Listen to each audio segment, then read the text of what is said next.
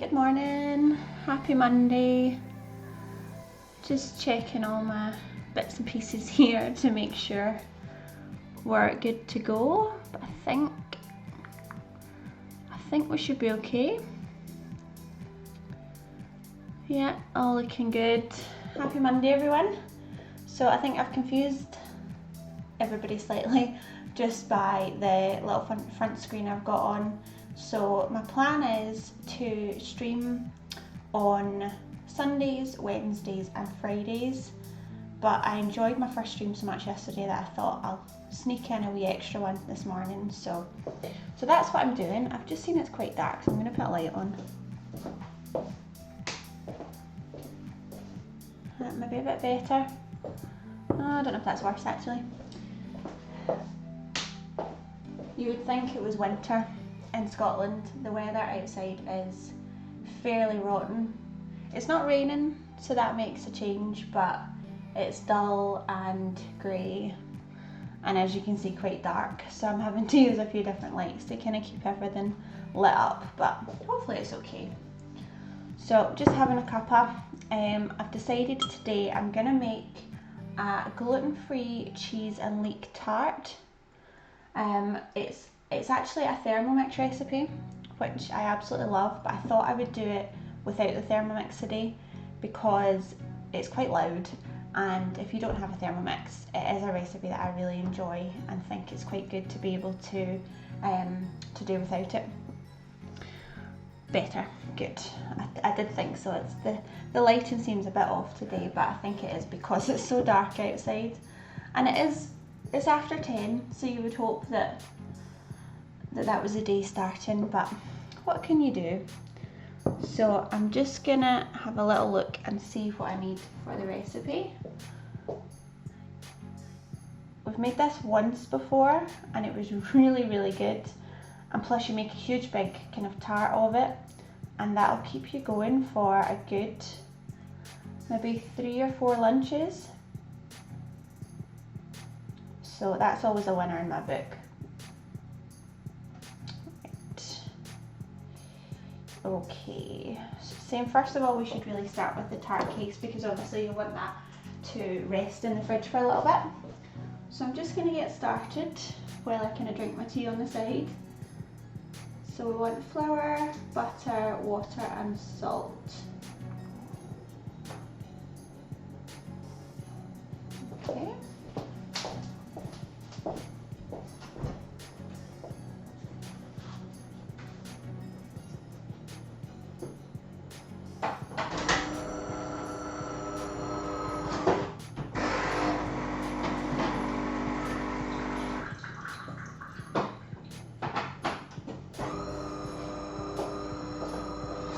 Excuse the coffee machine going off in the background.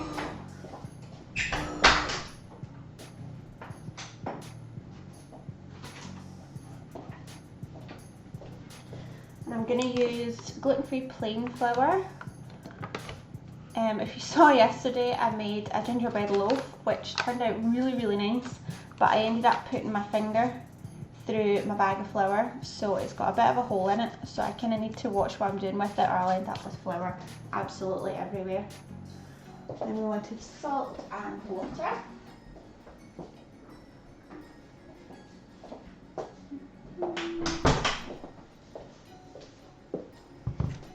Good morning. How do you say that? Vishal Taik, TK? Happy Monday. And I'll grab a bowl.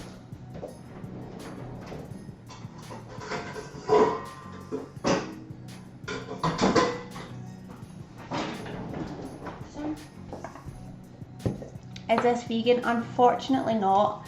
I do quite a lot of vegan recipes, but I think with this one, I mean there's sort of cheese and eggs and milk in, but if you gave me some time, I'm sure I could figure something out.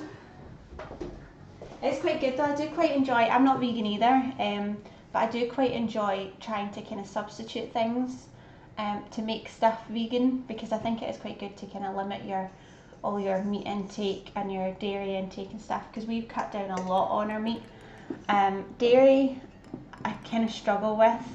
Slowly but surely I'm getting better with obviously like dairy-free spreads, but it's the cheese. Yeah, they are definitely in trend. And it is definitely a good one to kind of look at, but I think for me it's kind of slowly but surely. But it's the cheese. If anyone has ever found a good vegan cheese, please let me know, because I've tried so many, and cheese is one thing that I really enjoy, and I just can't find a vegan cheese that I think is as nice as the regular stuff. So if you have any tips, they'd be much appreciated.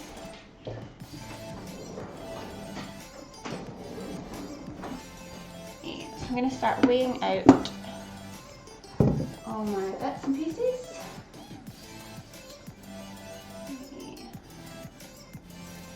Okay, we've got 150 grams of plain flour. So it is a gluten-free recipe. All the recipes that I do are gluten-free because I've been gluten-free now for I think about 4 years, because I'm gluten intolerant. So I found that it's not too difficult trying to substitute out for the gluten-free stuff. It just means that with baking and things it's slightly trickier, but it is still doable, and we shouldn't have to miss out on like cakes and breads and stuff just because we can't eat some of the bits that are in it. Okay, 150 grams. Put that in a bowl. But yeah, it's definitely interesting to see how many people are going vegan or are sort of cutting down on their meat, which is always a good thing. I want to carry in 80 grams of butter. And this should be chopped up.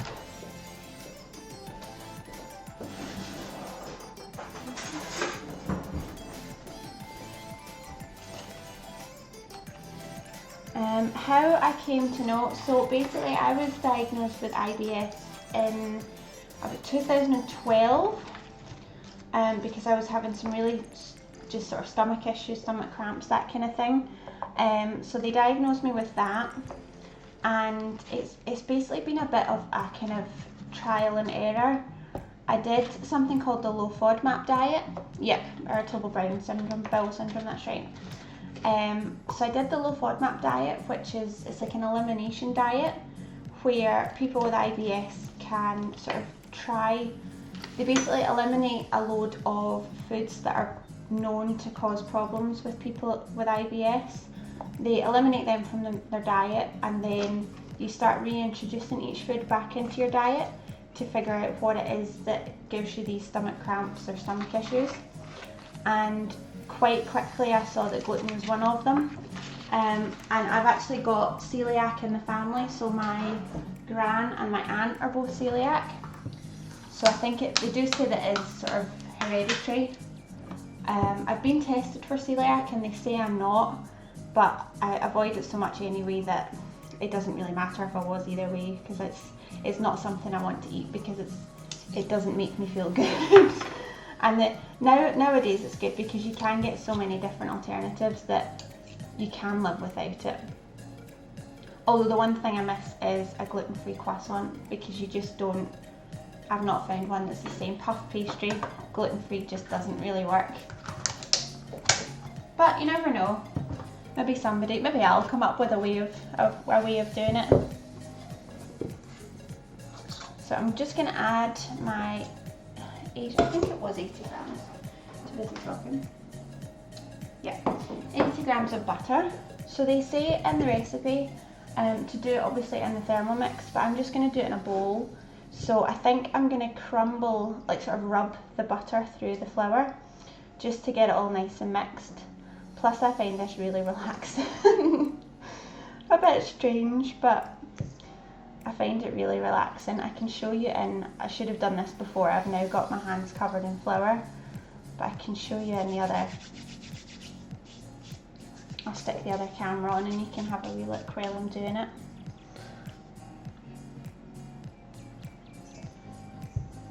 Oh.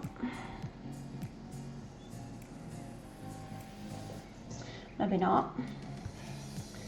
I'll need to have a wee look at that second camera in a wee second. Yeah, so I'm just going to rub all this through to make sure that the butter all kind of comes together with the flour. And then that will make our base for the gluten-free tart. It's quite nice getting up in the morning and just getting, the first thing you do is sort of get ready for lunch. Although I was getting prepared for this and then I realised about 5 minutes before I came on that I hadn't actually had breakfast. I thought, no, I should probably do that before I get started. So I don't do well if I'm hungry. It's not a good sight if I'm ever hungry. So this butter is absolutely freezing, so I'm struggling to rub it in at the moment, but you can see it's kind of starting to come together.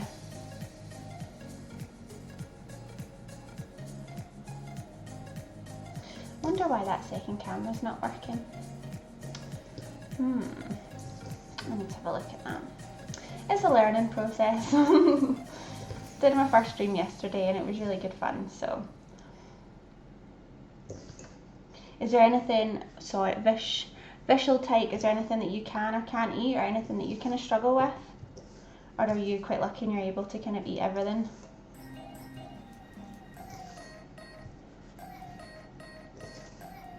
Oh, that butter's freezing.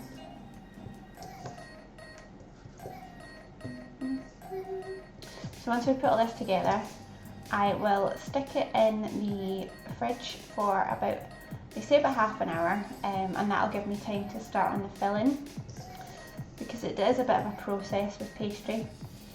But I do enjoy it, and I find that with sort of tart pastry, with a nice short crust pastry, it works quite well gluten-free. Because you don't need that kind of elasticity that the gluten brings, because it is meant to be kind of crumbly. Oh, that's good. That is good. It's always nice to be able to eat everything. I count myself lucky that it is mainly just gluten that I can't eat.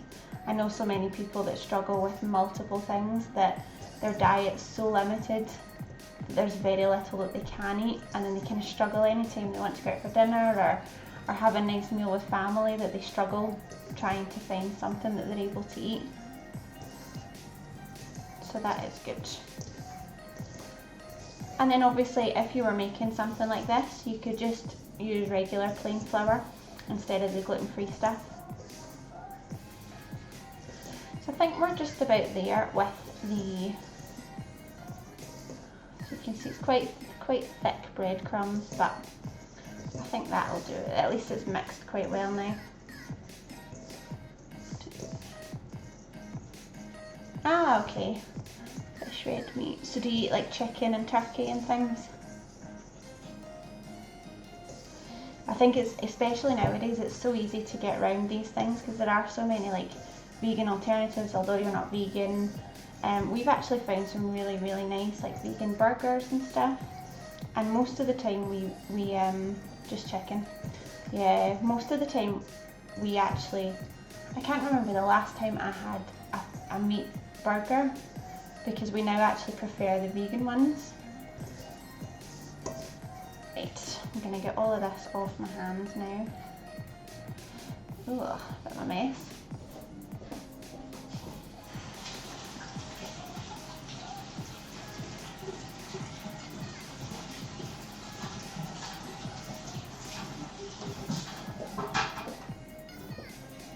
Let's see if I can have a look at this camera.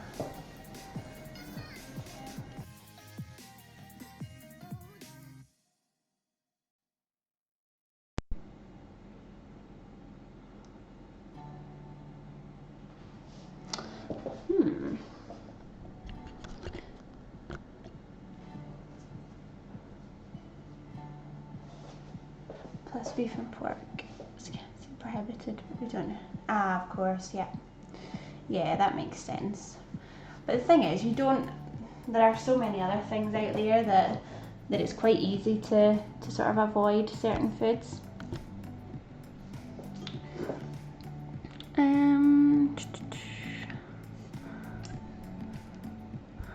I'm not quite sure what to do with this. I don't know.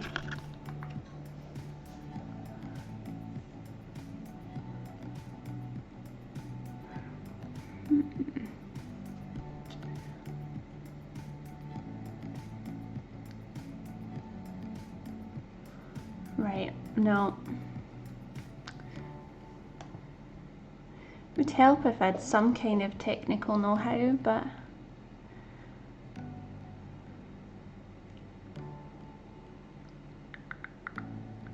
right, I'm just going to finish this off. I can show you this in the camera closer that way.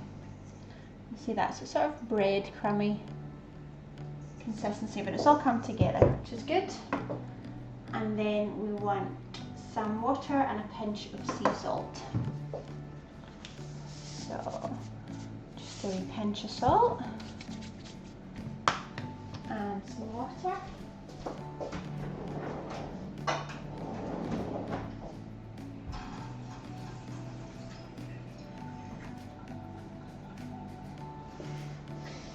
I realised yesterday while I was on the stream that my mug, or my jug rather, all of the numbers have almost all come off, so I can't actually really see what I'm measuring, but I think it's there or thereabouts. So you just empty the water into the bowl, and then I just want to give it a bit of a kind of knead. Cold water and salt. Okay. So this is where it gets a bit messy and horrible. And I think I've overdone the water. That seems very liquidy. But that's okay, I'll just put some more flour in and I'm sure that'll be fine. I am a food blogger, so I suppose it probably is my profession. I sort of focus on IBS and intolerances and that kind of thing. I would actually say I cook more than I bake. I do enjoy baking, but I much prefer cooking. I find it's a lot easier and a lot more kind of, for me it's a lot more enjoyable because there's not the kind of rules that you have with baking, that you have to have the certain amounts of ingredients or it won't work. With cooking you can just sort of say, right, oh, I'll put a little bit of this in, a little bit of this in, and it normally tastes good eventually, but with baking it could go horribly wrong. And I think especially with gluten-free baking that I'm used to having quite a few disasters with it, that it does make it a bit less enjoyable, because obviously if you bake something, if you think, oh, I'm going to bake a cake, and you get excited for a cake, and then you bake a gluten-free one, and it turns out a bit of a disaster, and it's not nice once you're finished, it is a bit of a disappointment. So I think I do much prefer cooking, and that's why I would say most of the recipes that I do are sort of savoury recipes. Plus I've not actually got a huge sweet tooth, but it's definitely something I really enjoy, and I like to, because I know what it's like to struggle with different intolerances and things, I do like to try and come up with different recipes and different ideas so that other people can see that if they have similar issues that they can still enjoy food and there are nice options out there for them. So I do enjoy what I do, and then I thought obviously Twitch seemed like a good place for me just to kind of come on and vent. So cooking and baking too, but as a hobby. Oh, you went to culinary? Oh, that's a whole other level. That's impressive. So was that sort of, did you learn sort of all the kind of pastry techniques, or do you learn like everything sort of culinary, or was it sort of focused on any one thing?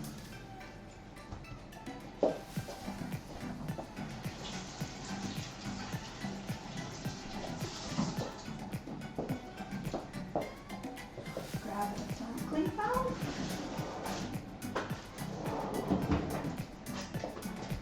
So I'm just going to wrap this up so you can see it's just a bit of a disc at the moment. So I'm going to wrap this up. I'm hoping, I might actually give it a wee bit of a knead. I'm hoping that it'll stick together enough. It seems okay, because the problem with gluten-free stuff is it's quite crumbly as it is. So if you roll it out and it starts sort of crumbling apart, it'll almost be like a jigsaw trying to fit it into the tart case. So I'm hoping, so you don't want to add too much flour to it or that will happen, but this is it's quite kind of gooey still, quite soft. So hopefully that'll be okay. Right, so I'm just gonna pat it into a bit of a disc and wrap it in cling film. And then I'm gonna pop it in the fridge for, it says half an hour, but I'll probably just pop it in for as long as it takes me to make the filling.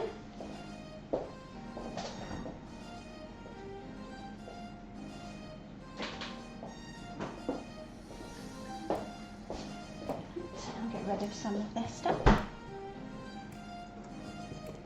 La Rousse. What is La Rousse? I'm sure I've heard of that, but I can't think what it actually is.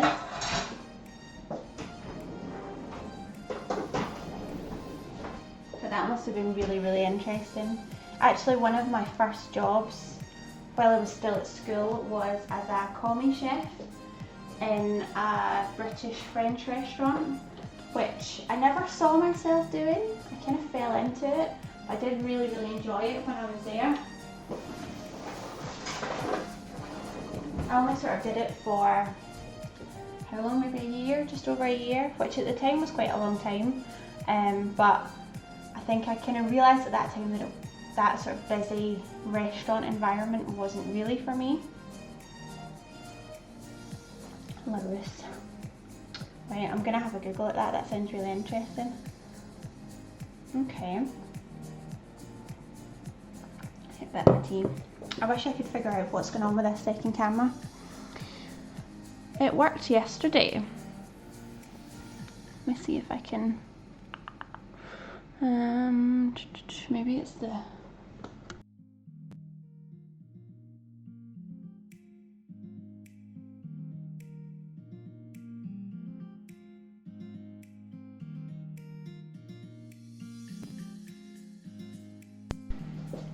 hi QWERTY, all the numbers. I know a bit of Turkish food, not a huge amount. I do enjoy Turkish food. I actually lived in Germany for a while and they've got quite a lot of Turkish food available there. I don't know how, I mean I think it's quite authentic, I'm not too sure, but I actually made, I'm probably going to murder the name of this, but I made pides yesterday. Probably not authentic at all, but it was like a kind of gluten-free easy version. And I really, really enjoy them. I haven't had a huge amount of Turkish food, but anything I have had has been really, really nice. Are you Turkish? And do you cook food? And what would you say your favourite sort of Turkish food is? I'm gonna see if I can get, this is still not having it.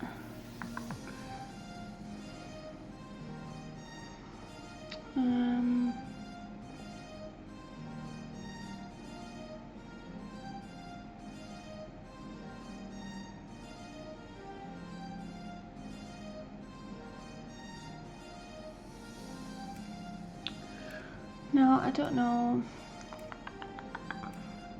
It definitely worked yesterday.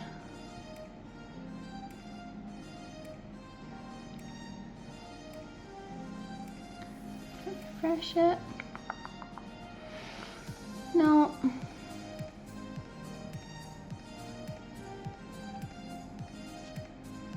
Strange.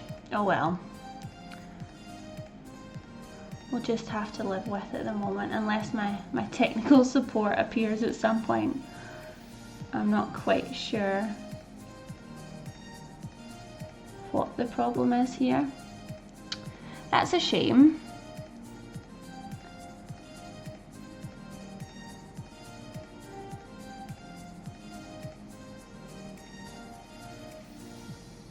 What if I try?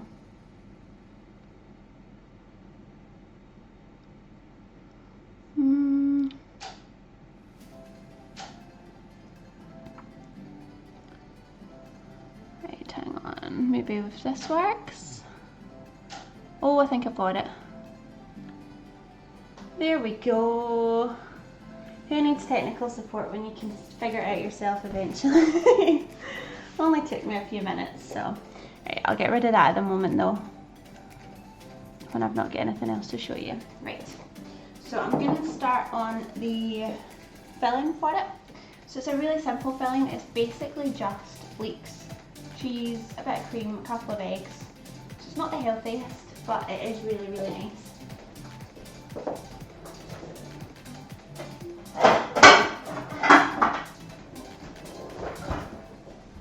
Excuse me being loud here.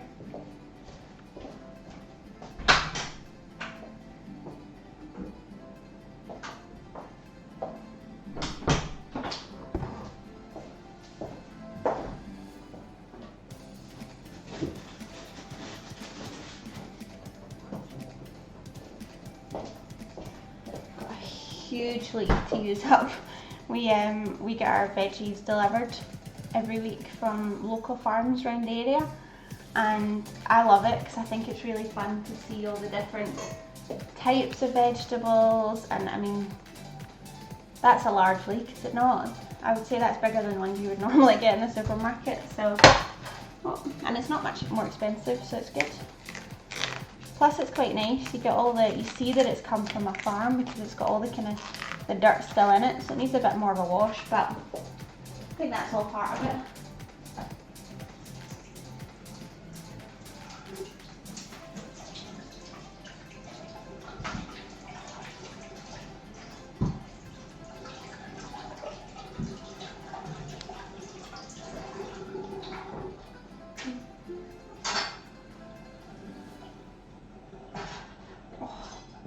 Smells so good already.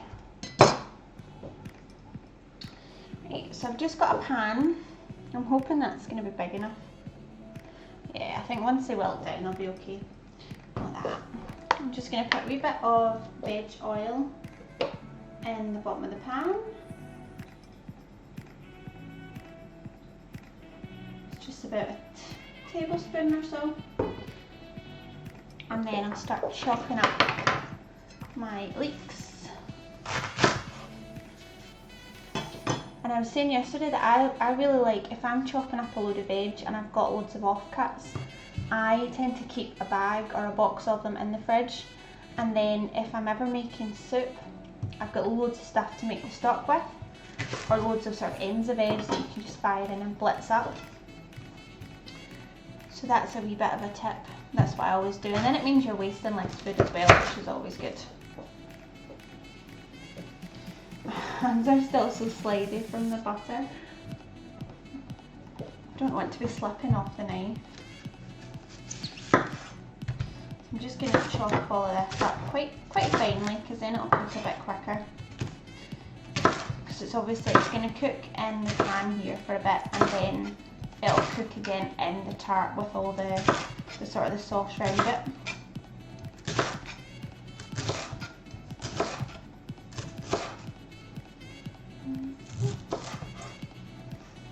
It's so dark in here, it literally feels like it's maybe almost winter. It's quite depressing.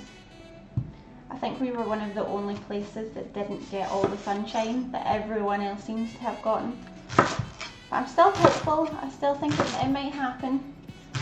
We might get a nice late summer. Come September, we'll be basking in sunshine. Whether or not that's going to happen, I'm not sure, but you can always hope. Oh, that smells so good. Yeah, so this is probably going to be our lunch today. And what I would normally do is, so it'll make quite a large tart. So I'll probably split it into maybe 6 portions. Excuse me. And then you can actually freeze some of them as well. So if you're not going to eat it quickly enough, which to be honest, it doesn't last long enough in my house, just freezing, but you can freeze it. Oh, I missed some dirt there, that's nice. Right, I'll get rid of the bits that are clean. A big chunk of dirt at the bottom. Just makes it a bit more crunchy, doesn't it? So I'll give them a bit of a better wash.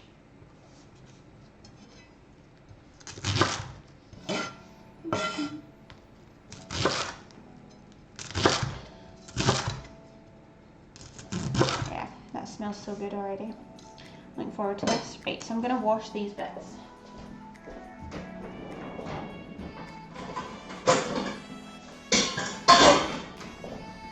That's the thing with these fresh veg, it's always still full of dirt, but just makes it a wee bit more crunchy.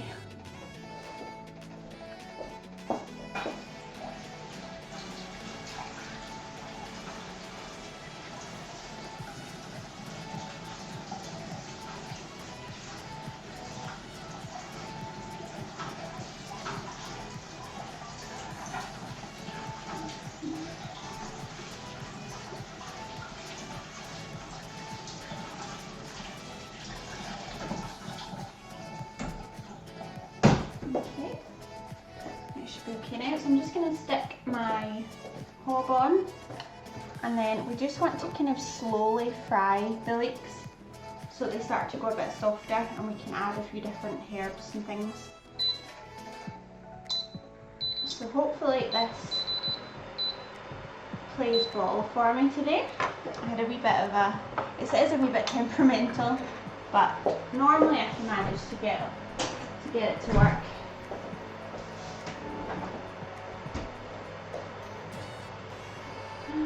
Nearly got my tea.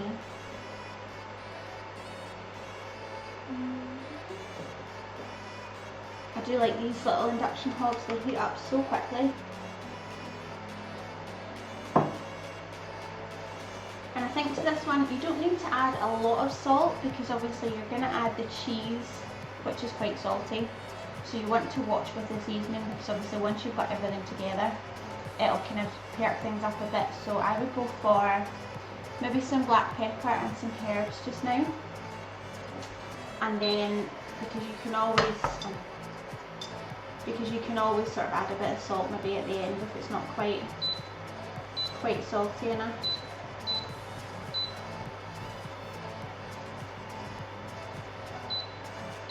There we go. Right, I think that's hot enough now. Pop all of these in here.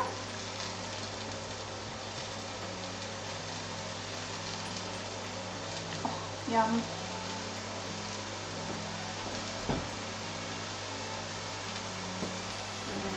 Wash ones as well.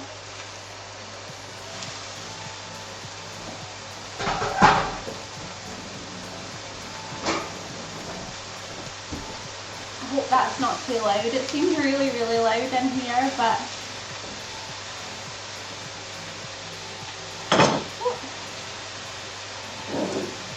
put water all down the side. Right, so I'm just going to add, while that's wilting, I'm going to add some black pepper and some herbs.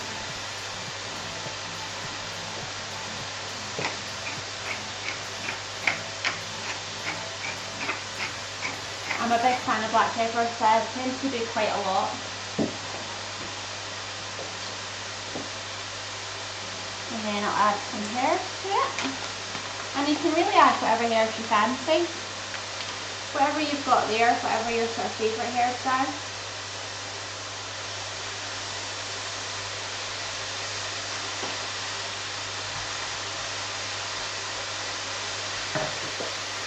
And I can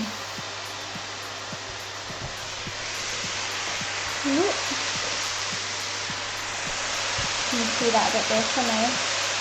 That's them all softening up with all the herbs.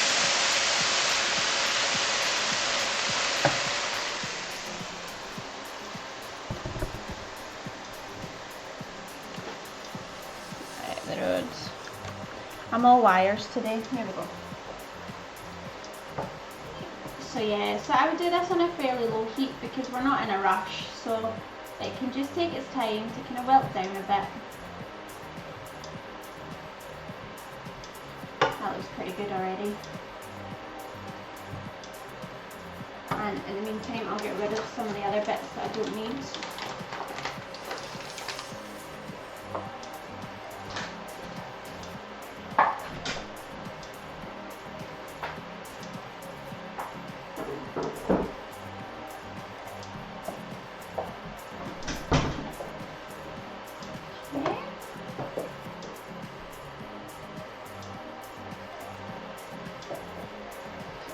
I've just seen that the Bible of the chefs. Right, I'll definitely need to Google that. That sounds really interesting. That might help me quite a lot as well, actually. Maybe get some tips. Right, I think that's about that there. I'm going to stick these end bits in the fridge so that I can use them for another time.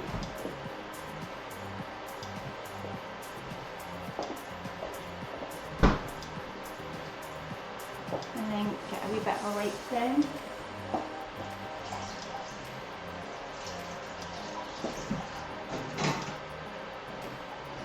And then comes the fun part of me trying to roll out the pastry, which is always a bit interesting. But we'll see, we might be having a good day today.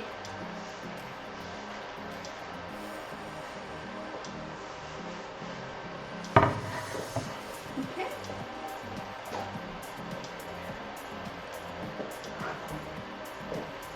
Trying to keep the kitchen slightly tidier. Yesterday I cooked 2 different dishes and I ended up with dishes everywhere. I think I used every bowl that I own and the kitchen was just a bit of a state. So I'm gonna watch what I'm doing and tidy up a bit more after myself today. Right, I think they're good to go now. Get a bit of a sizzle on and then I'll turn that off.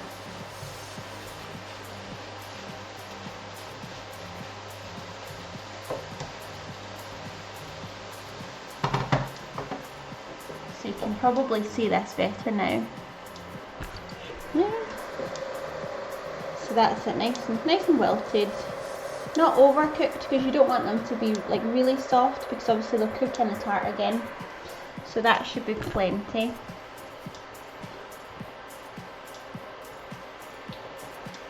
Okay. Right, I'm just gonna stick that off just now. And then I'm going to have a little look at our pastry and see how it's doing.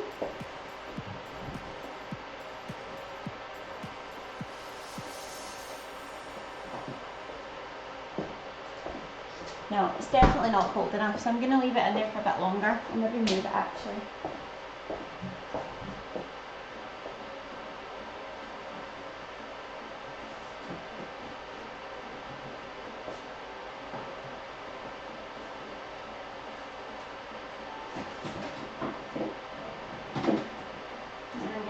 Getting my ingredients for the filling out. So that's the wrong cheese.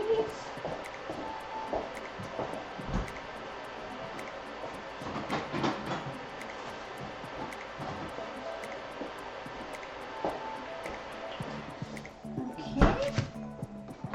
So the rest of it we need. Oh, I need to refrigerate the base again, so I might actually just roll it out and then refrigerate it in the... Yeah, I think I'm going to do that first. So...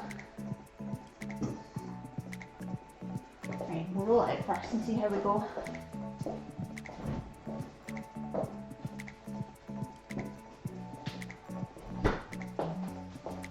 Yeah, it's a bit cooler. Not overly cool, but should be enough.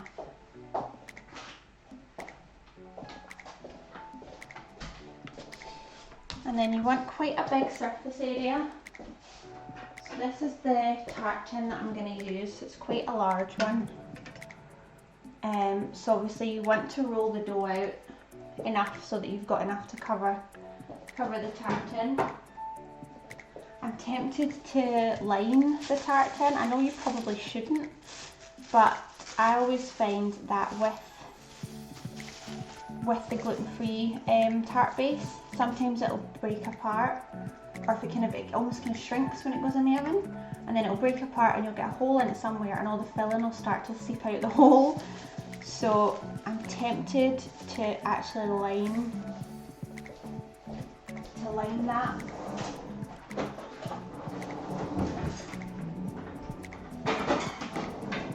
I'm going to roll it first and we'll see how we go.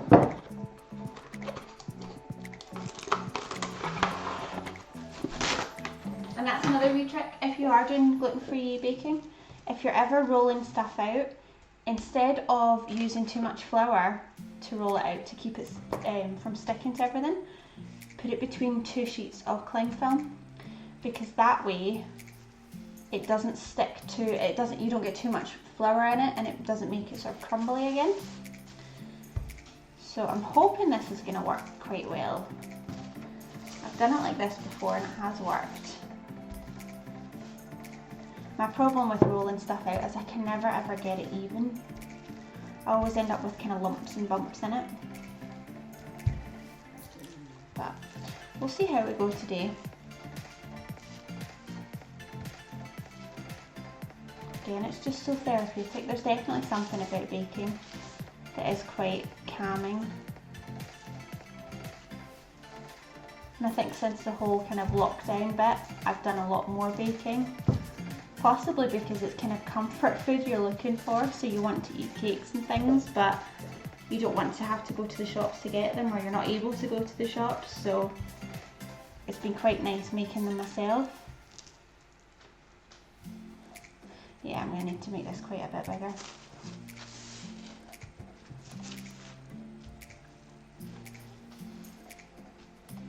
So I think this is going to be quite a thin base, which will be nice because you don't want, I don't like tarts that if the base is far too thick, that it's not sort of cooked properly all the way through, and then it makes the tart seem a wee bit soggy. You want it quite thin and kind of crispy. Nearly there. I could just spend hours doing this, which I think would probably get boring eventually.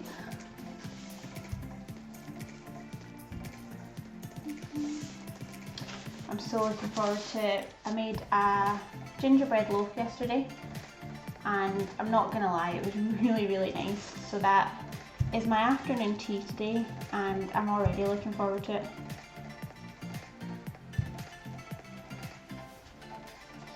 Right, how much bigger? So I think I've probably got about enough for the base, but I just need to get the walls now. Oh. I've got a cat come to visit.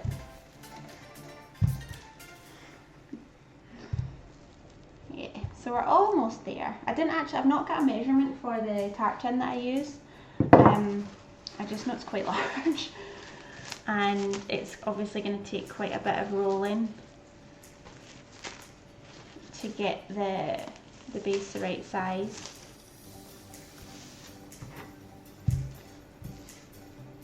Almost there, and I think that's the key with these things. It's just kind of take your time with it, and then you'll get it most even, and you're not as likely to kind of rip holes in it and things, because obviously you don't want that. Just trying to find where the higher bits are to even those out.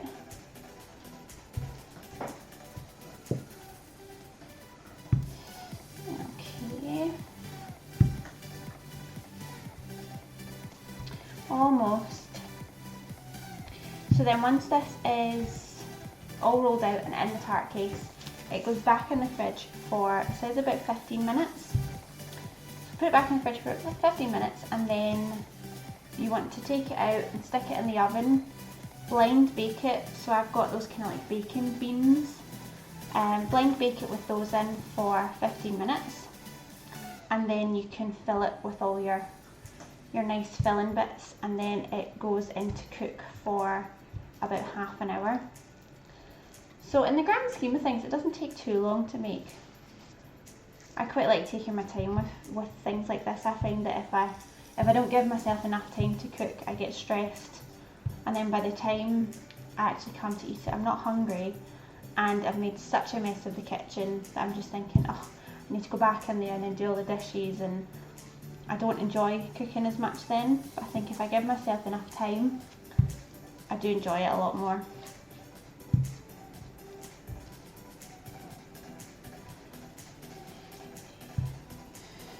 Okay, so I think we must be about there now. I'm going to grab the tart case just to have a wee check.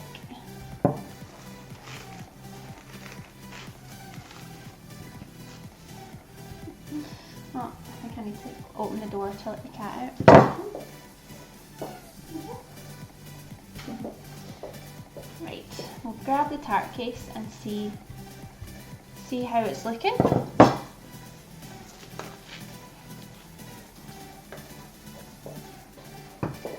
So what do we reckon? I think that looks not too bad actually. Right, so this is the tricky part. I'm going to take one of our layers off. I'm just thinking I should probably line it. I think I'm going to line it with paper.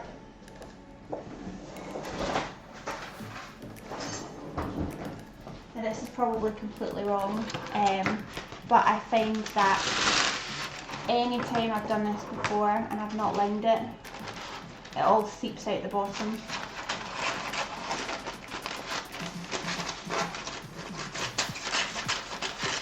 Oh, drunk like Jesus, happy Monday.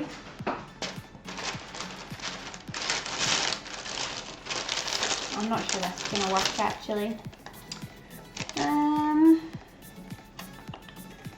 Because I don't think it's going to stick properly. Right, no. I'll keep that for something else. And I'm just going to line it. I'm just going to put a little bit of butter on to stop it sticking. And we'll, if everybody could cross their fingers for me that we have no catastrophes. I'm not sure I've heard that song.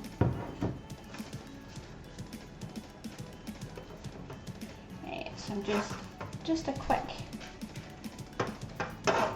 dot of butter. And I mean, it does look pretty. I'm pretty pleased with the pastry, so I'm hoping that we should be okay. Okay. Right. So now is the fun part. I now need to try and somehow kind of tip this over into the tart case without it all breaking.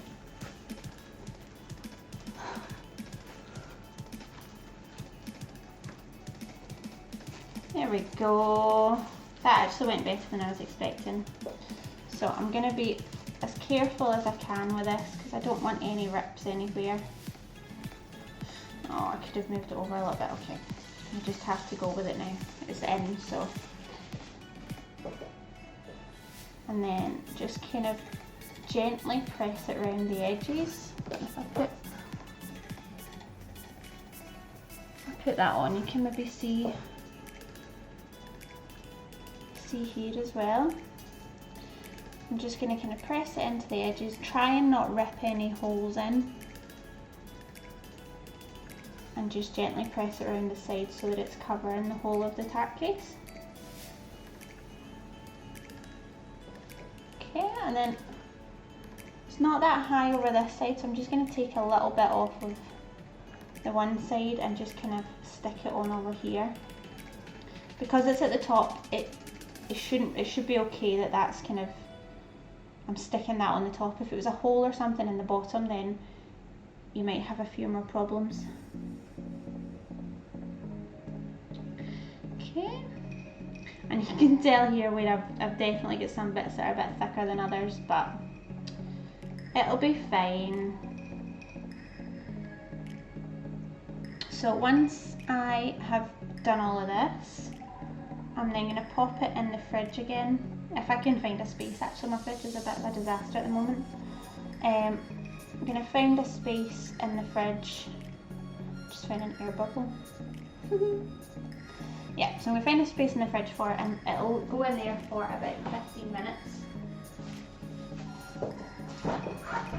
Okay.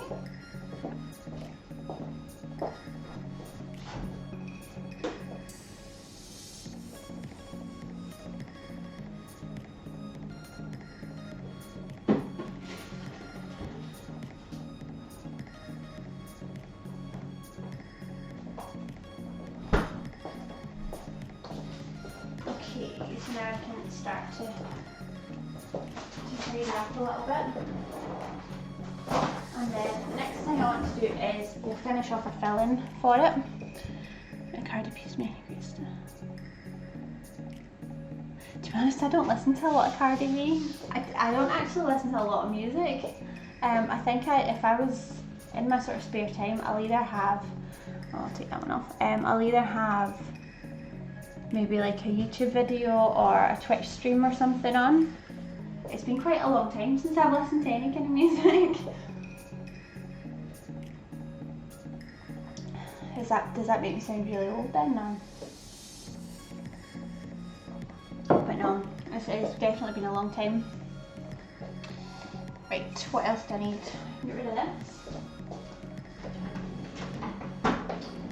And then for the rest of the filling, we're gonna need cheese, butter, cream, eggs, salt, pepper and nutmeg.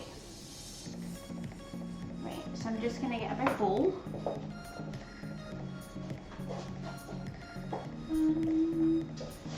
Bring a big bowl.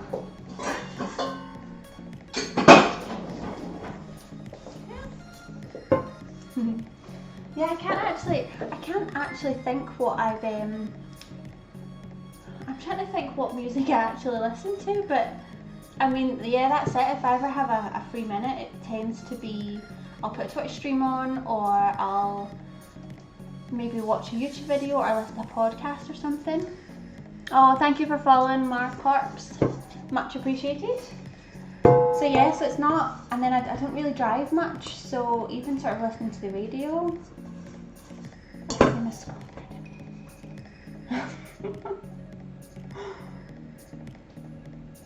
Yeah, I'm gonna need to go, after this I'm gonna need to go away and listen to some Cardi B. I think you've swung my opinion there, so I'm gonna go and have a listen. Right, I'm gonna grate some cheese now.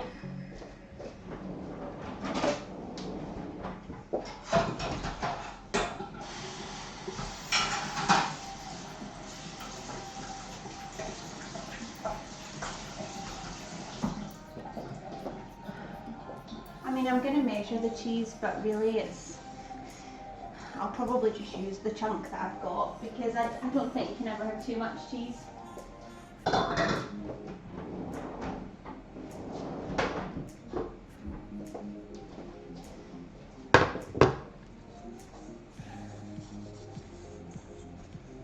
Okay, so the recipe says, how much cheese? 350, no, that's leeks. 150 grams of cheese. Yeah, we've got 160, so I'm just going to do it all.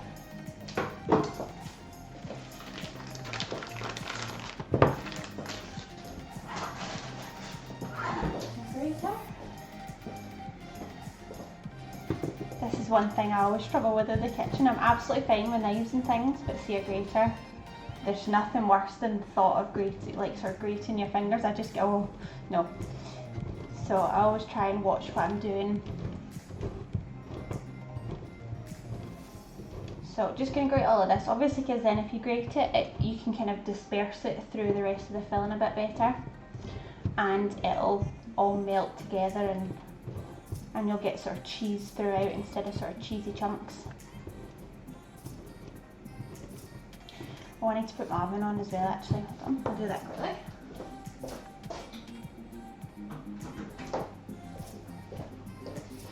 Okay. And just finish grating all my cheese.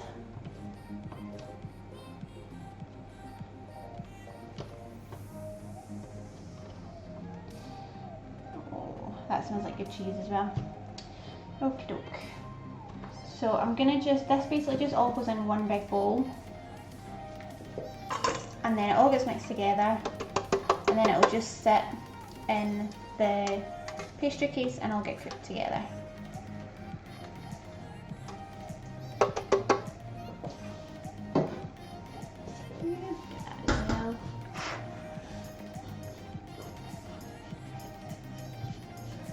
Just looking, it doesn't look like a lot of filling for such a big pastry case, but I'm sure it'll be fine. We'll go with it.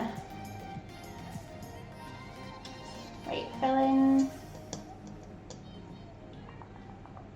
cheese, add cream, eggs, salt, pepper, nutmeg, and leeks. Okay, so I'm just going to add in the leeks to this. Oh, they smell good.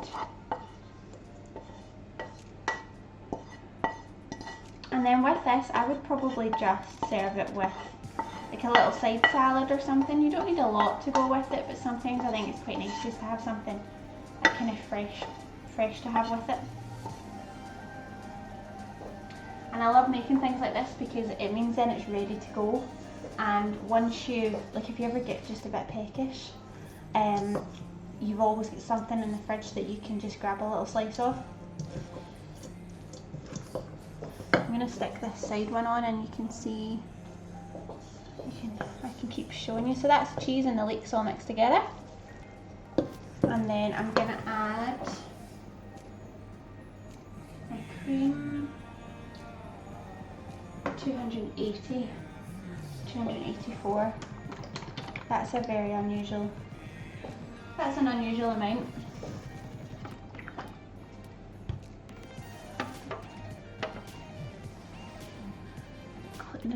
Glutinous food, but it's one that I'm not going to eat, so. And leeks are a bit like onions, but I think a bit nicer because they're not as strong. So I'm just going to add the cream. And then we'll mix that all together. And then I think they said 2 eggs. So I'll get my 2 eggs out. Yeah, 2 large eggs.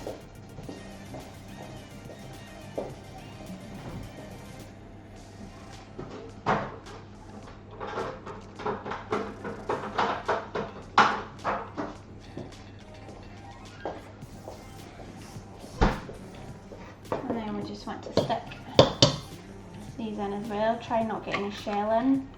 Oh, that one's just cracked into little pieces, but I think we're okay. And then put the next one in.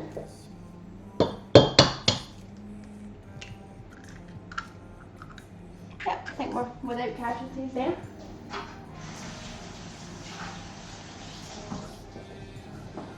And then we've got salt and pepper and a little bit of grated nutmeg, and that's just all going to get mixed together in here. A horrible noise. Right.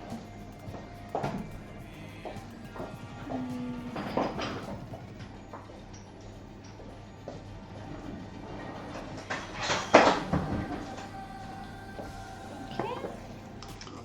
And nutmeg is one that I don't use a lot of. I'm never that sure if it actually makes that much of a difference to the taste, but it's in the recipe, so I'm going to put a little bit in. So I've got the smallest grater in the world and a little bit of ground whole nutmeg that I'll just grate in. And it says a pinch, but I'm not quite sure. Not quite sure how much I'm going to need, but we'll put a bit in.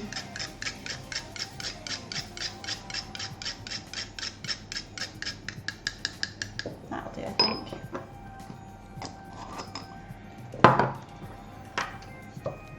Okay, and then some more black pepper. Again, just a kind of a pinch. And then I'm going to put a sprinkling of herbs.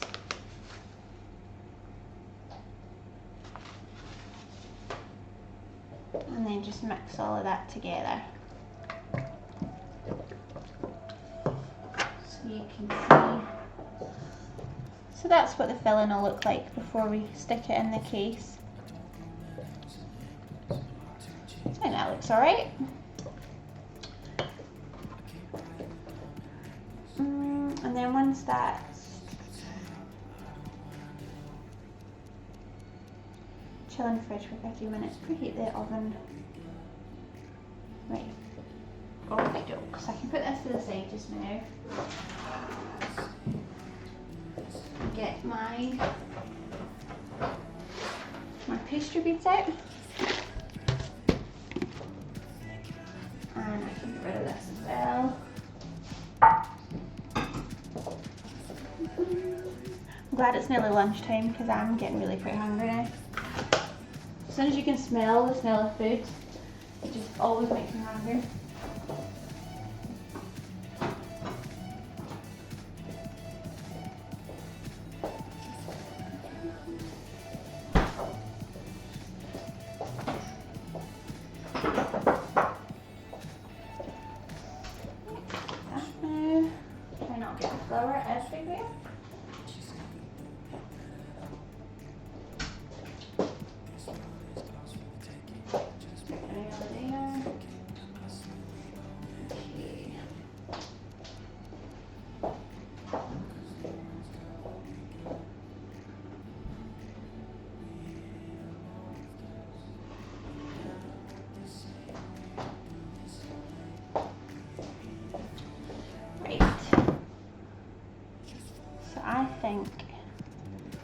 That looks okay.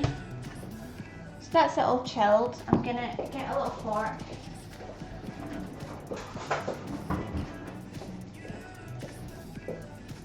And just prod some holes in it. Because once you start to bake it, I think it's if you get any air sort of underneath it, you'll get kind of air bubbles in it, and if they split and break, then that's when you start to get your filling kind of leaking out everywhere. So hopefully that'll sort that problem out. And then you want to get your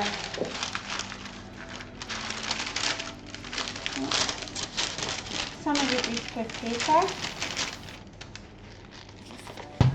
and I've just got a big tub of these ceramic beans, which are really good for blind baking. Quite loud, sorry. Just pop them in. You want to kind of spread them over. Yeah. Where are you guys based? Are you? Because if you're also in Britain and it's 10 o'clock or 11 o'clock in the morning, that's quite early to be starting.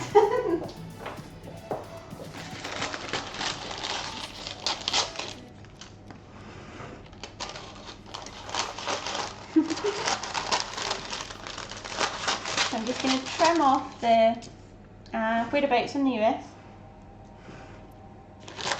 So it must be, is it in the middle of the night there? Okay.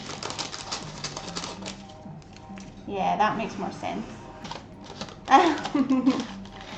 We're in the UK. 6 AM. Alright, okay, that's not what I was thinking. Yeah, no, it's 11 AM here.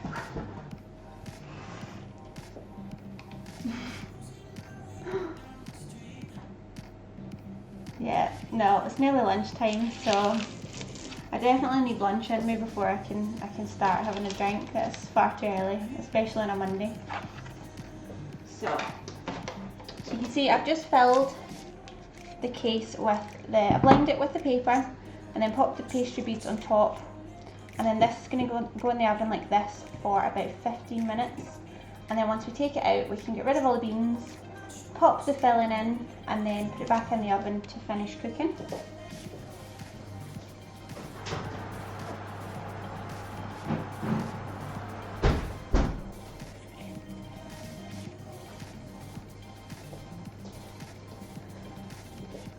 It's tea time. Depends what tea you mean though. Do you mean a cup of tea or dinner?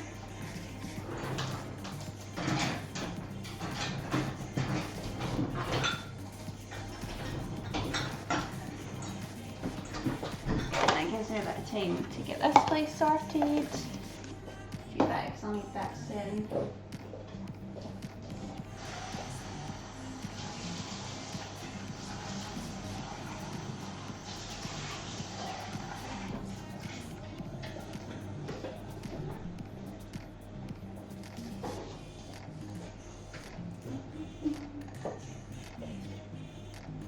Just like tea. That's fair, me too. I've got a cup here just now, so.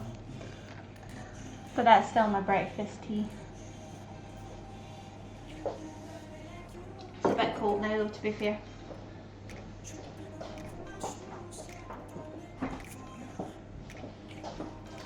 So this is quite a good recipe because it means that if you've not got leeks, or if you've got a different kind of cheese, you can kind of substitute all the different bits for whatever you've got. And I can imagine it'd be nice with maybe like asparagus and goat cheese, or maybe even some sort of like tomatoes and feta. So there are quite a few different things you could do with it. And it doesn't take a lot of time to make. You just need to obviously let it to rest and do its bit. Leeks are awesome. I think leeks are awesome too. It's not something I eat a lot of, but I do enjoy them and I kind of forget about them. And then when I remember about them I think, yeah, no, I really like leeks. Right. Yeah, you should. They are really, really good. And they're just a bit nicer than onions. Onions I find sometimes are a bit too strong, a bit bitter. But I think leeks are, yeah, you can do it. You can do all sorts with them. You can just chop them up in a pan and fry them, or what else? You could put them in a pie.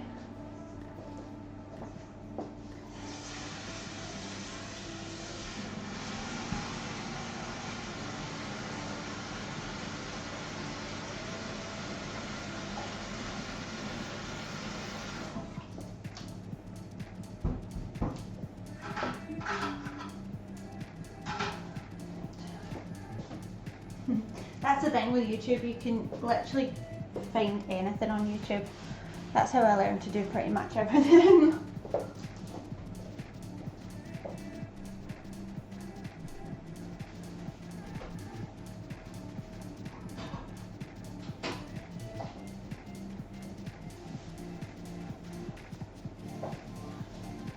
I'm just going to get rid of all my rubbish here. I'll make a change to have an actual clean kitchen when I finish cooking.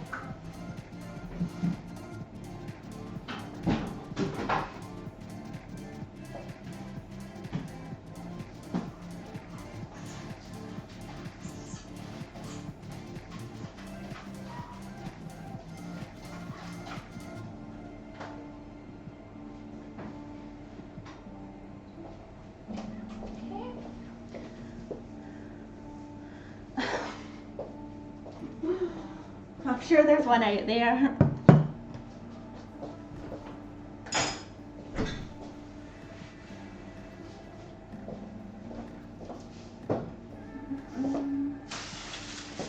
While we're waiting, I can show you this that I made yesterday. And this is probably one of the best things I've made in a long time. I'll stick that on. This is my gingerbread loaf from yesterday. Just chop a bit off.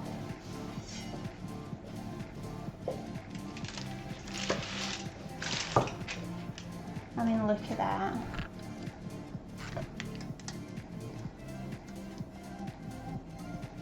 So good. So if you like gingerbread loaf, you can find my stream for that yesterday. And it was a recipe I found online, and it was a lot easier than I thought, and it didn't take that long at all, and it was so good. So we'll be having that for afternoon tea today. That and a cup of tea after lunch, which sounds like a very British thing to do.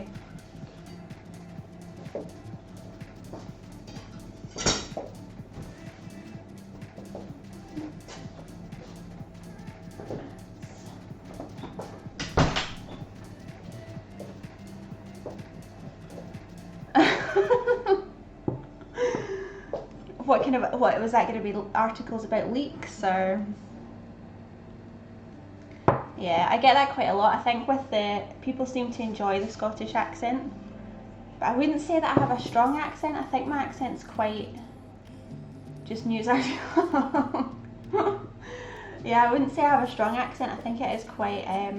Hopefully, it's fairly easy to understand. People say that it's quite difficult to understand, but I know of a lot of people here that are much, much harder to understand. I don't think mine's too bad at all. It's just a bit different.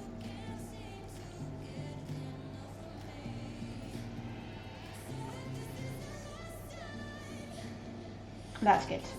Because I do worry, I think, and I don't want to come on and put on a different voice or something just so that people can understand me, because I would seem ridiculous.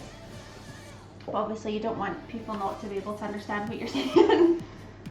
And I'm not sure how many Scottish people are actually on here, so. Oh, thank you very much. Yeah, exactly. Oh, there's one other. Who's that one? I'll need to have a look. I'm fairly new to Twitch, even sort of watching it, so I'm definitely gonna Hannah something. Okay. So I'm definitely going to have a little look and see what else is out there. Although a lot of, I mean, obviously most of it seems to be gaming, which I don't really do. Although I've started watching the videos for Fall Guys, and that looks amazing. I'm definitely going to try that out because that looks like a lot of fun. that's my kind of game.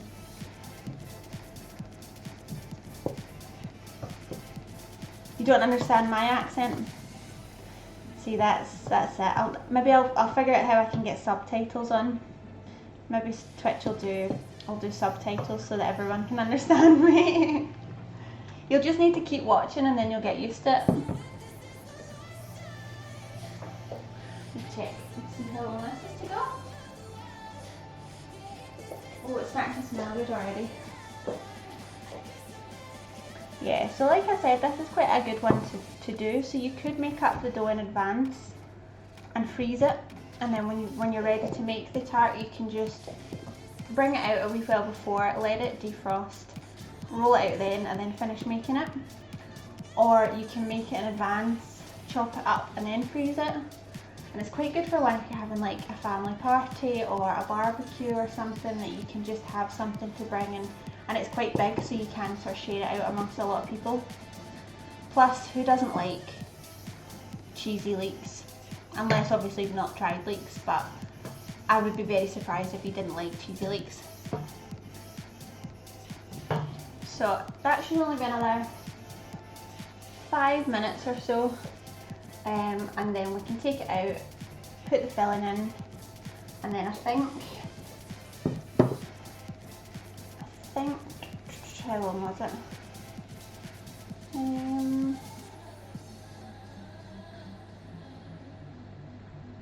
Yeah, for 30 to 40 minutes until golden brown and set. And then you can serve it hot or cold. Yeah, so this is actually a recipe that I found for the Thermomix, which is my crazy food machine over there. It makes it really, really easy to make recipes or to make nice food, but I'm very aware that not everybody has one. So I think it's quite nice to be able to take the recipes that you get for that and adapt them so that you can make it without actually having to have one. Oh dear, it sounds like it's bedtime.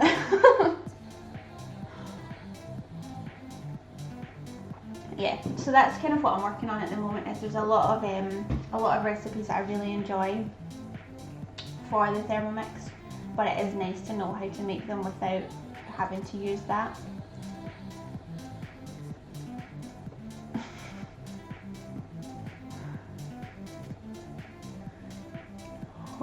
Hojerific, is that right? Hello and welcome. Yep, cheddar and leek tart. The tart base is in the oven. The mix, I can show you. Oh, if I get it, hold on. There we go. This is the mix. So we've got our sauteed off leeks. I hope you can see that. The light above it's really bright. Hold on. That would work better. So sauteed off leeks with grated cheddar, and then 2 eggs, 280 millilitres of cream, some nutmeg and salt and pepper. And there. Gluten free, yes. I have been gluten free now for about 4 years. Not, well, kind of through choice, but I'm gluten intolerant. So I find that gluten makes me really quite unwell.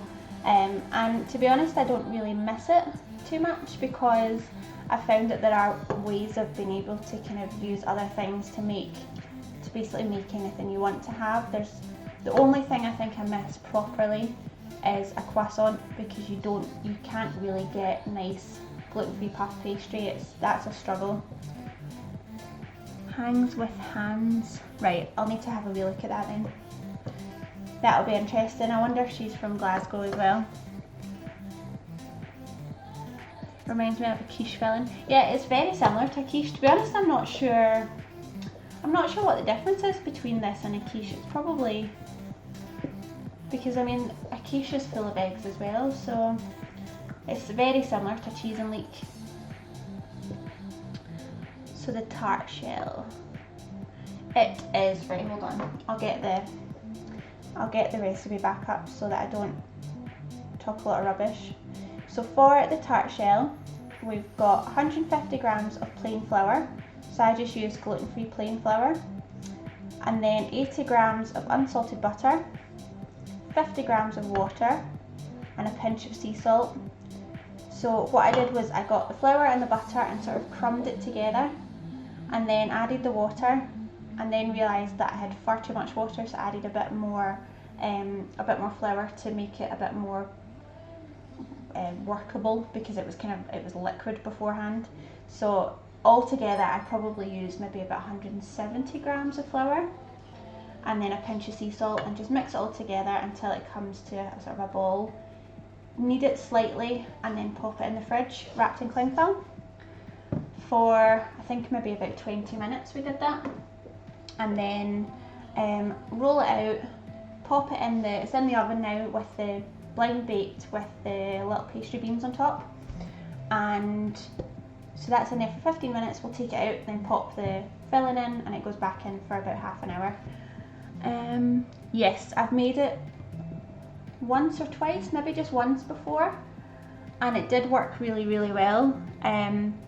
I find sometimes, especially with gluten-free baking, it's quite crumbly anyway, because obviously it doesn't have that gluten to kind of hold stuff together, but this one seems to work quite well. But one thing I would say, if you are doing gluten-free pastry, what I did was, instead of flouring your surface before you roll it out, lay it on a sheet of cling film, and then put another sheet of cling film on the top of the pastry and roll it out in between the two sheets, because it means then you're not putting more and more flour in, and it's giving it the chance to kind of start breaking up again. So hopefully that worked okay. It looked quite good when it went into the case, so we shall soon see. I think it's nearly ready to come out. Yeah, 1 minute, and then we can see. Yeah, it definitely has two levels. That's why I was saying I think I much prefer cooking to baking, because I find that baking, it's a bit of a science as it is, and then if you're adding gluten-free stuff into the mix, it can go horribly wrong, and then it's just a disappointment, and you've wasted all these ingredients on making something that's not very nice. So that's why I try and kind of find simple recipes that work, and things like this for the tart base, that you can just keep the tart base recipe and then just change out whatever you're putting inside it.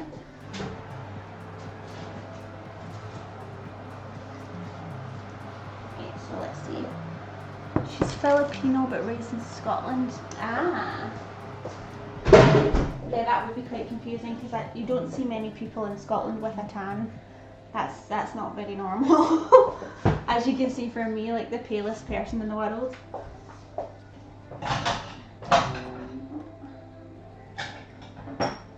Right, and now stick this back on, then you can see. Can you see that a wee bit from there?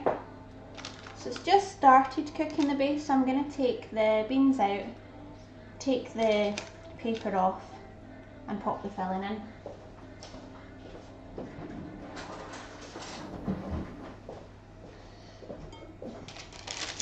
And I always have to remember with these to be really, really careful, because they are roasting, and I do sometimes forget that.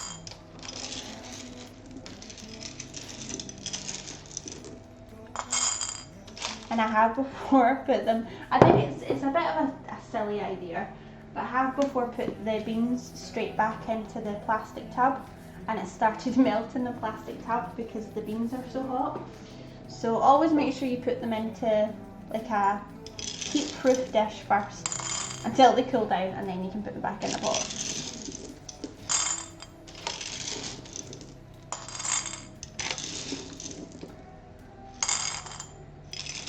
So is it Hojerific, is that right? Are you gluten-free as well? Have you tried any gluten-free baking? Any disaster stories?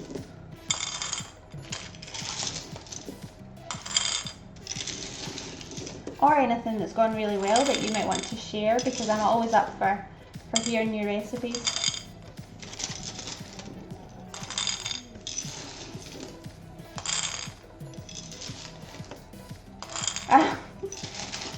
yeah, that. I mean, that would do it. Maybe that's what gluten-free baking is missing. I could just leave it on and then just pour the topping on top. Might be a bit hard to eat though, you break your teeth on the beans. Oh, thank you very much for the follow.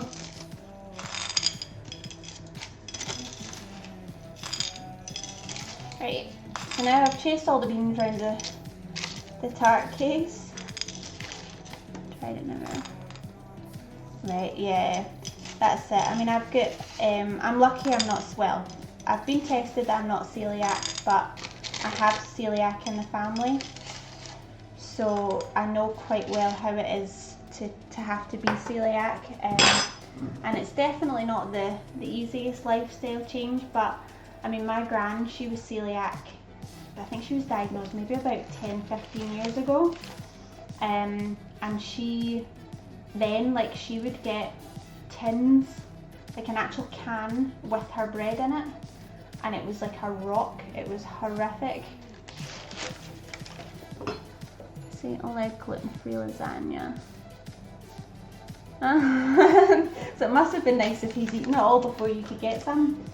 I've not tried lasagna with rice noodles before. I think I've only done, I think it's corn, like maize flour, or you get some with chickpea flour, but I'm not great with chickpeas either, so I try and kind of stay away from them.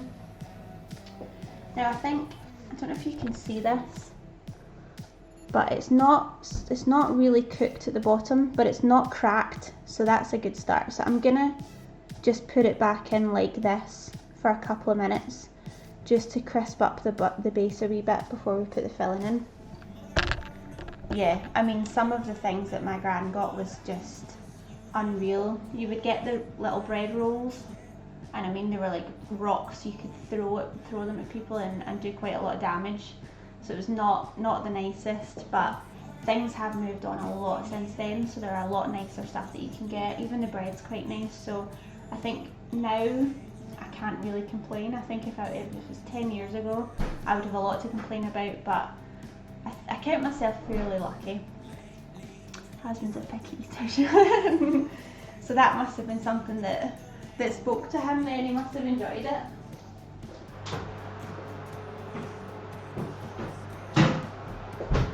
Right, I'm just going to do that for another minute or two. It is. Yeah, the rolls were just awful. And then you used to get them from the chemist or from the pharmacy, so I used to go and collect them for her, and I would go up and she would get this huge big box of sort of bread and rolls in the little tins, and I mean, it would always look quite exciting because you'd think, oh, a whole box full of food, but once you got into it, you think, no, this is no way to live. This is not fun.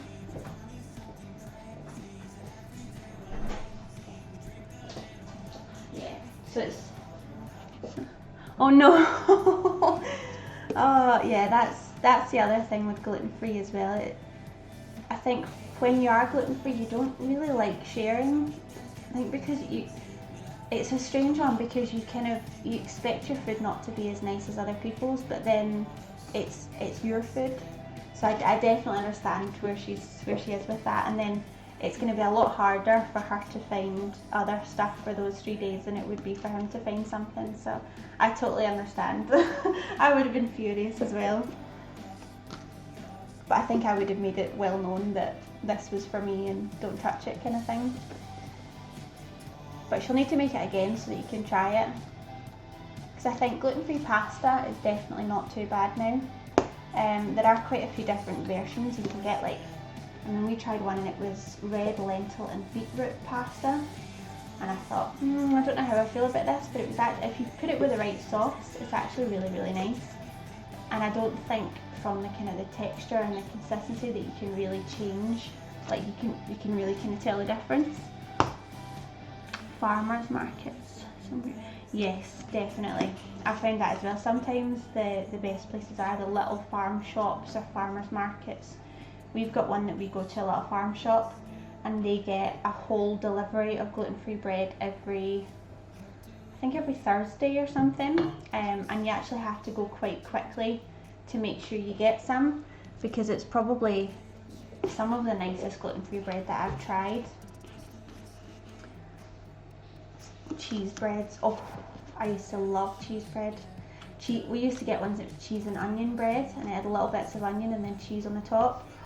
That was amazing, but it's been a really long time since I've had anything like that. Quinoa pasta. I don't think I've ever seen quinoa pasta before.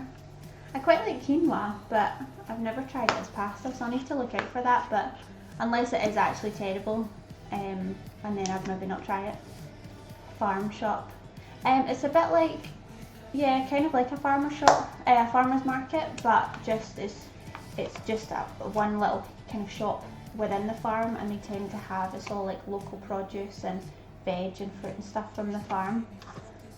Really, normally really nice, but normally quite expensive as well. But I think if you're already buying gluten-free products, you kind of expect things to be expensive.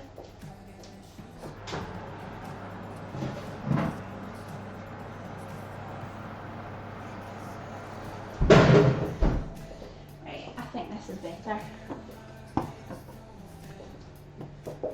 So it's not.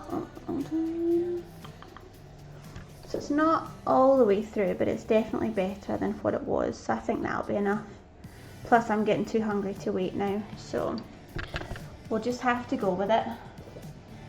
Right, I'm just going to double check my recipe that I've not forgotten anything. Pour into pastry case and bake for 40 minutes.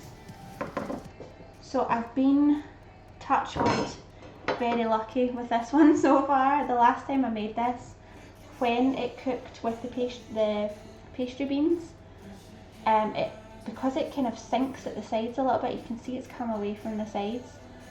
I think it maybe stuck in little bits, and as it had kind of shrunk, it pulled apart from each other, so it had started to get some cracks. And then as soon as I had put the filling in, it all started leaking out the bottom, and I had to get it in the oven really quickly to try and solidify it slightly to stop it leaking. But I think we're looking pretty good today actually. What time is it? It is 11:30 in the morning, so nearly lunchtime. So we always try to have lunch maybe about 12:30, 1 o'clock, something like that. So I do quite like to, and I think because, so basically I do food blogging, so I quite like to have quite interesting lunches, and I think I probably spend more time on making lunches than I do on dinners, just because by the time it comes to the end of the day I'm kind of going, I'll just have whatever. But at lunchtime I do like to put a little bit more effort in and to make something nice.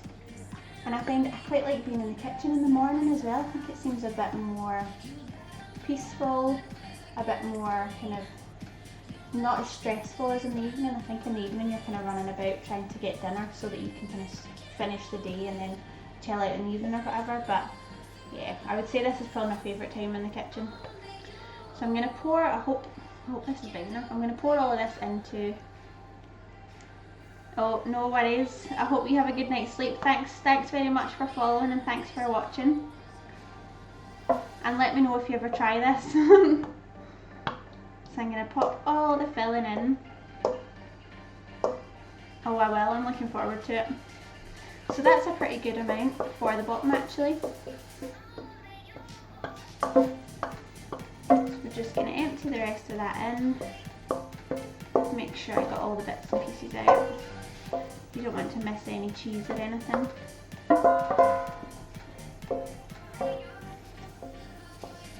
And then I'll just kind of even out a little bit. Just very carefully, because obviously I don't want to break the tart case or anything, or have it spill out the sides.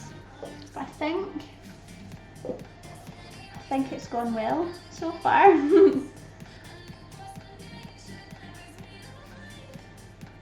Right, I think that'll do. Just get rid of these last few bits.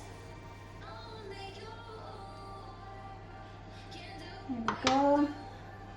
And then carefully put it back in the oven. So it's going to go back in the oven for about 30 to 40 minutes. So basically all you want to do is make sure that the filling sort of basically kind of solidifies and it goes nice and kind of golden brown on the top. So I'll pop it back in again now. And I've put it on a baking tray rather than a baking rack in the oven, just so that if, no, we're not leaking, yay! Just so that if it does leak, then it's not leaking to the bottom of the oven.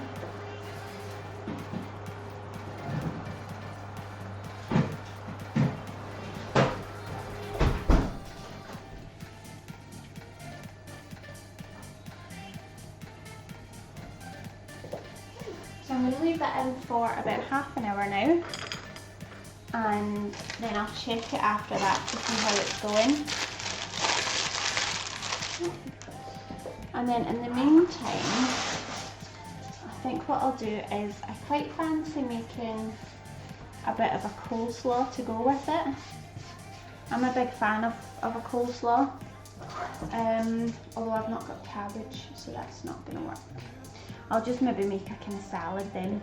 I would rather have coleslaw, but I'm sure I don't have any cabbage, so we'll just have to go with that then. Get rid of my tea is now stone cold, so I can get rid of that.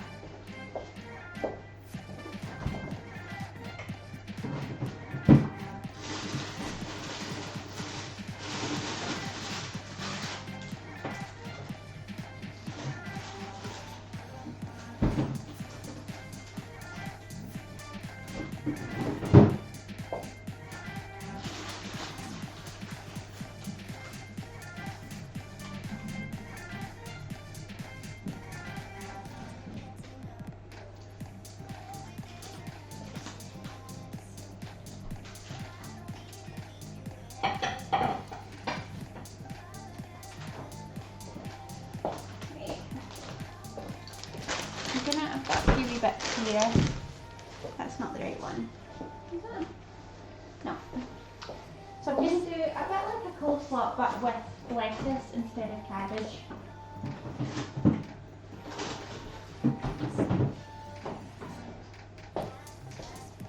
Because I do quite fancy a wee bit of coleslaw.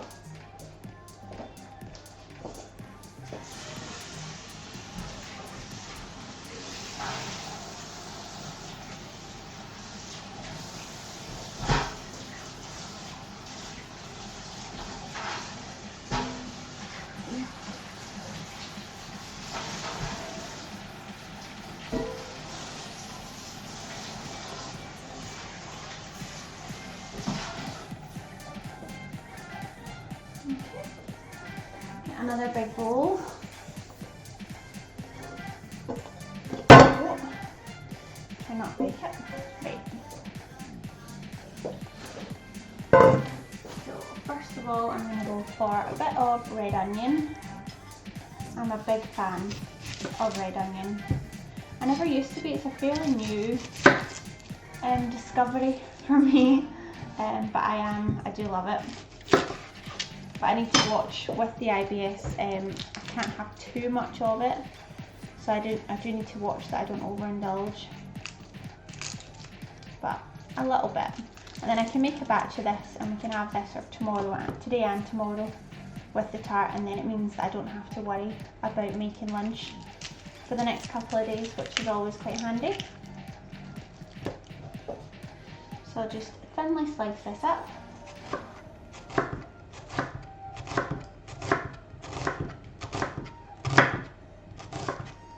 Oh, that's quite a strong one. I said yesterday, I'm quite lucky because I wear contact lenses, so I don't find that chopping onions makes me cry too much. But if I get a really strong one, then I can feel it. And I think because I'm not used to it anymore, it really hits me hard. But I think we're going to be okay. Don't want to start crying in here.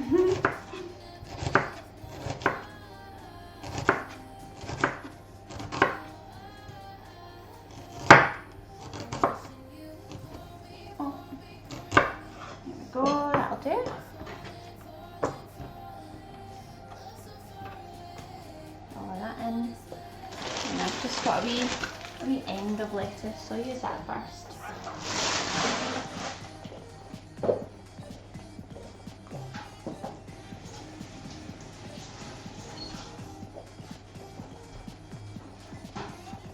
Oh, and that's the rain on, that's ideal. I don't know about anybody else, but I'm not quite sure where summer has gone. We don't seem to really have had one in Scotland. So instead of using cabbage, I'm just going to chop this up really finely. And it'll be similar, hopefully. I've not actually done this with lettuce before, but I just fancied a bit of coleslaw, so I'm sure it'll be fine.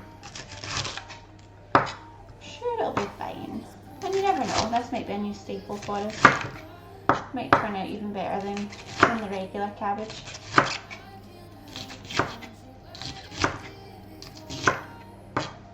There we go. That might actually be enough. I don't know if I need the other. I'll do my carrot first.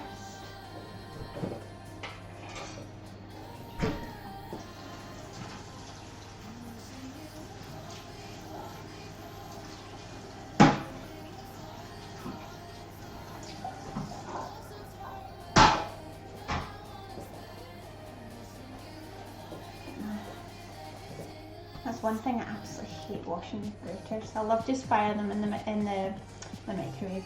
The dishwasher. I'm struggling. You can tell it's Monday morning. Yeah. And I think I get a feeling that my fridge is maybe set too cold because the carrots, it only seems to be the carrots, which I don't really understand. But the carrots, as soon as I take them out of the fridge, it's like it's as if they're frozen.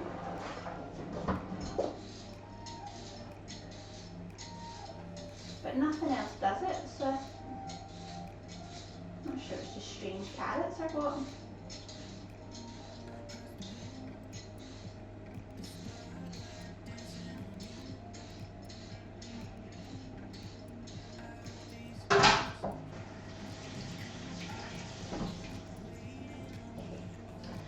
So this might be actually quite a lot of carrot for the one little bowl, but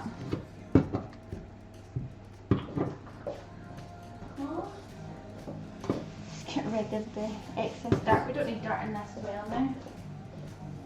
And that's starting to firm up slightly in the oven. It's looking good. Now I'm just trying to grate this without grating my fingers or breaking the grater because the carrot is solid. At least it'll give it, when the tart's in the oven, it'll give it a minute to thaw out. I wonder why it does that though. It's literally only the carrot that's solid like this after. I'm sure there's some scientific explanation, but not one that I know of.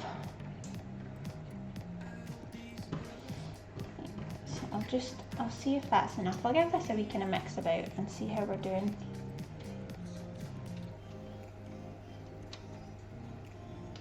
See if that's enough for just now.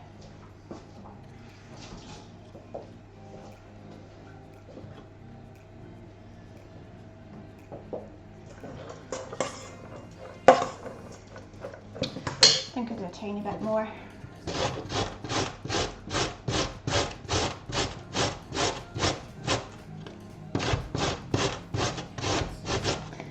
Gets to the end bit and you think, oh, my fingers are a bit close. You should get one of these guards or something for it. Right, I'm just going to leave that there and I can chomp on that later. And that should be more than enough carrot now. And I think coleslaw goes really nice. Obviously this is quite similar to a quiche. I mean, it possibly is just the same thing. I wonder if maybe tart's just a more generic term for it. But yeah, I think that coleslaw is probably one of my favourite things to have with a quiche or a tart. I think maybe just with a little bit of mayonnaise, it's kind of got that wee a wee bit of a tang with the onions as well. That it kind of breaks up the creaminess of the quiche. But that might just be me. I mean, it'd be nice for a salad or something as well. I'll get my little bag.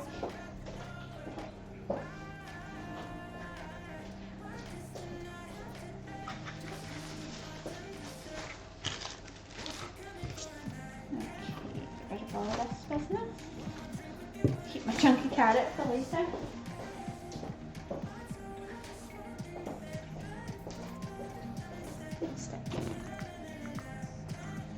Then you can see rid of all my baking beans. So you can see that's just looks quite nice and colourful in there. And then I'm just going to put some mayonnaise and some yogurt and a few herbs, and I think that'll do us.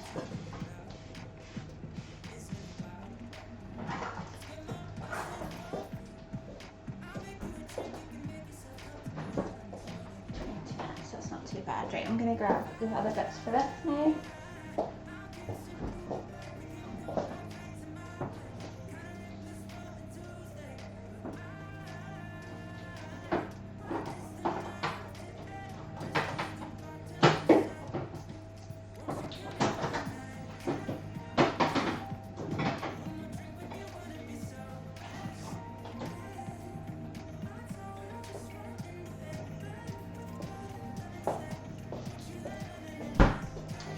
Get mayonnaise and yogurt. Are they cool again now? Just about. I think I'll just do them straight into the bowl.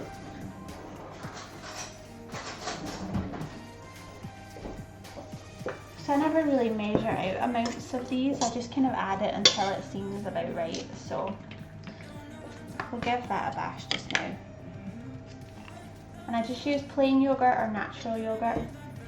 We've started using a lot of the Alpro stuff, and I actually think it tastes nicer than the kind of the normal natural yogurt.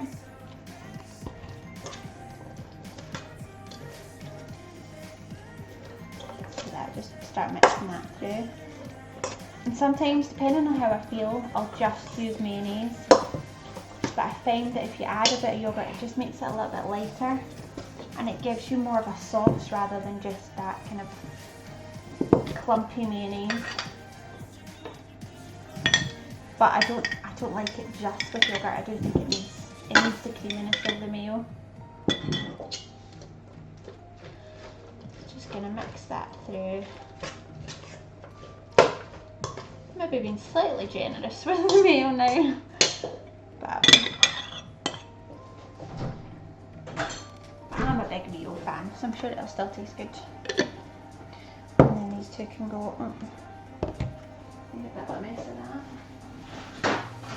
These two can go back in the fridge.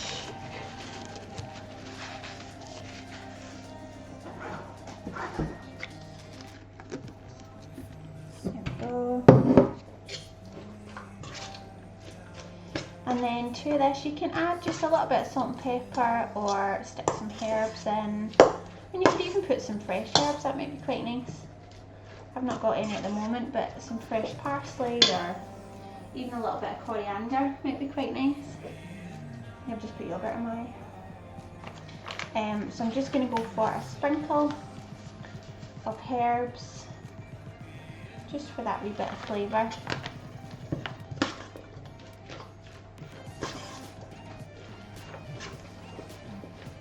Maybe a bit more, you can't even see them.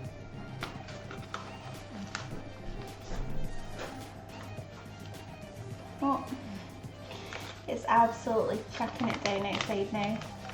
And I've got two very wet cats that have just come in.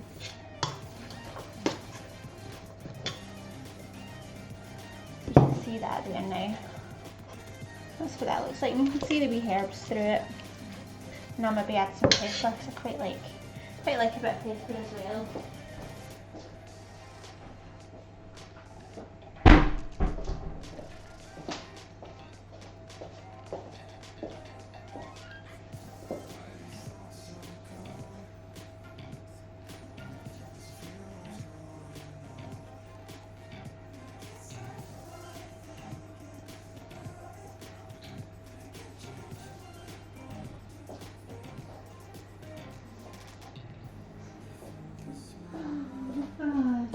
Okay, let's let me drink that.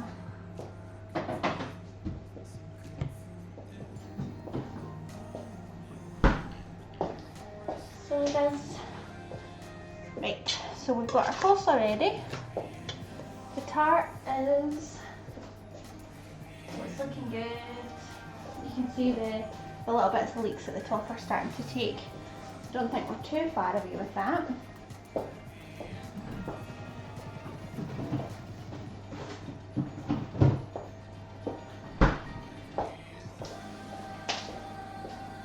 And then while I'm waiting, I can pop my pastry beans back in the tub and actually have a tidy kitchen for once. You should have seen this place yesterday.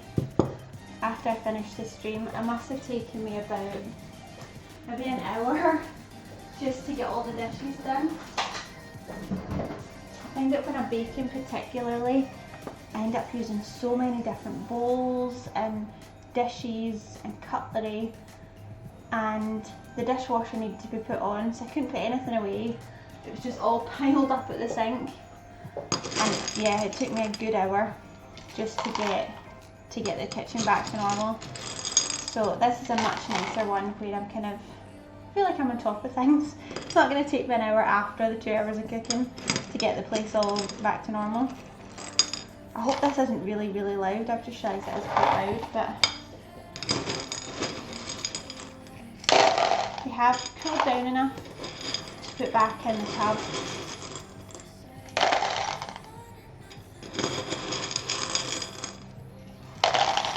Hoping this isn't too loud.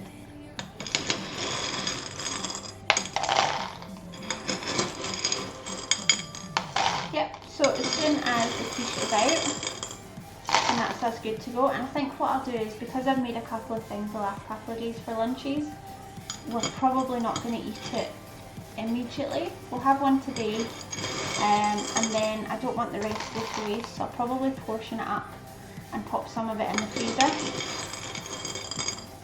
And then when it comes to it, you can just leave it, I would probably leave it in the fridge overnight to defrost again. And then the day when you want to eat it, you can just fire it back in the oven for maybe 10 minutes. This is so loud, I'm nearly finished. Yeah, you can just fire it back in the oven for about 10 minutes just to make sure it's all heated through. There we go, I can stop being loud again now. Yeah, so I shouldn't have the same issue that I did the last time where I put in the hot beans and the whole pot melted, because I've left them long enough, I think, to cool. So I can get rid of them now, although I'll probably come back to use them and find that it has all melted together and I'm going to need to buy new bacon beans. But we should be fine.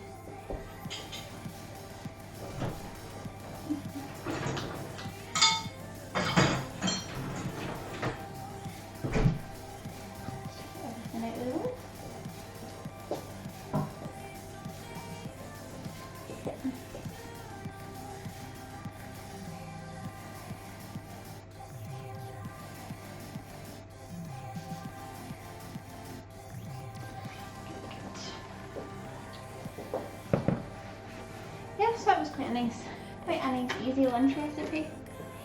Oh, don't know if you can. Oh, I don't know if you can see this, but I've got a very wet wee cat there. Yeah, not happy. That's a Scottish summer for you. But not much we can do about it, so we'll just have to deal with it. He's not happy.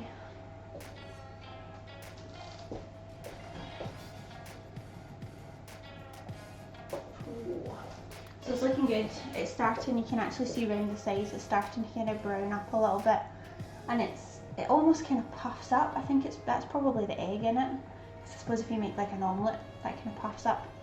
So it's puffing up at the sides, it's going a bit brown. So I think we're not too far away.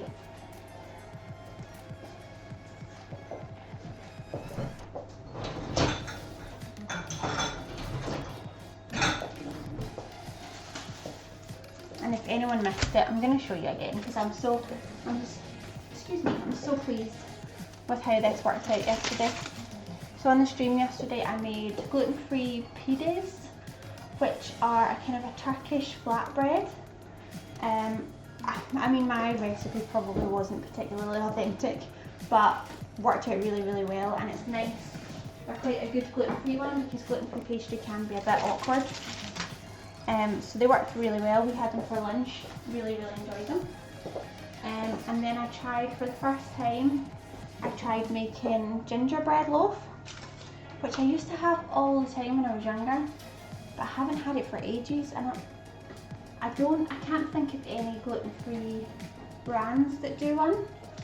So I think that's probably why I haven't had it for so long, because I've not seen it. So I thought I'm gonna make one myself, and I just found a recipe online and adapted it, and it worked really, really well. I'm just gonna show you it here. So we've had a chunk already, obviously, and it's, oh, every time I open it, it smells so good. So this is, and then obviously if you are aware, or if you are gluten-free, or if you've had gluten-free baking before, you'll be aware of how difficult it can be to get the texture and the consistency of things right. But I would say that looks pretty spot on. And that only took, I think the recipe was maybe in total about 40 minutes. And most of that obviously was just in the oven, so that's a winner. So I think what I'll do is I'll put up the adapted recipe on my blog. Sorry, that's loud. So I've linked to the blog in my about bit on my Twitch page. So if you go on there, you can see the blog, and you can click on that, have a little look about, and I'll put the gingerbread recipe up there because that's a winner, and I will definitely be making that again.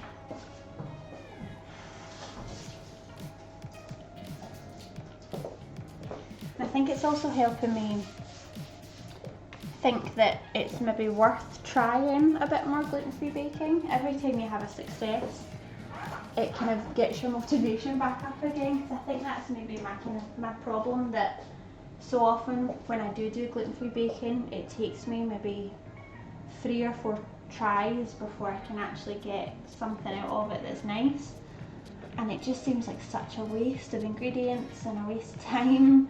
And it's also disappointing when you've spent all that time trying to make something that you think you're going to enjoy and then for it not to taste nice. So I think when you do get one that works really well, it makes such a change, and it does make you think, actually, maybe gluten-free baking's not that bad. So yeah, I'm quite pleased with my success story from yesterday. So I'll add that to the blog, and as I said, it'll be linked in my little page thing. And you can go on there and have a wee look. And even to substitute it back to being not gluten-free is really, really simple, and I think it'd be really, really nice not gluten-free as well.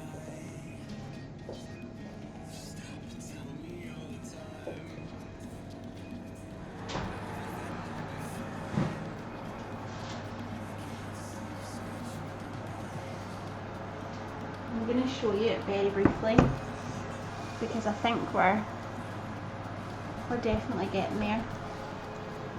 So can you see that? Starting to go brown at the edges. It's cooking nicely. It smells amazing. So I'm going to put it back in the oven, I think maybe for 5-10 minutes.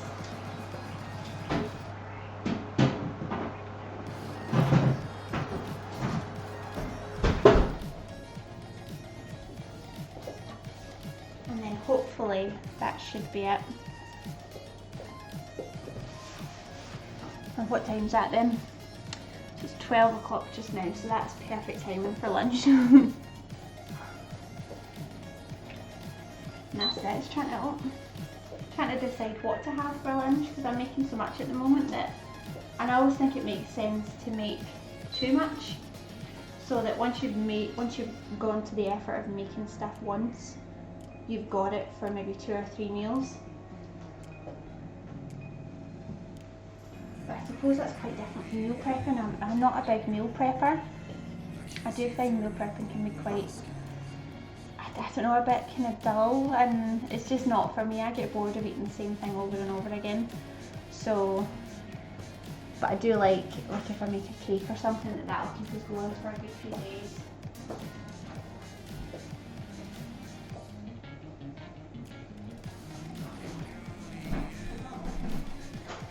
And then secondly, with that.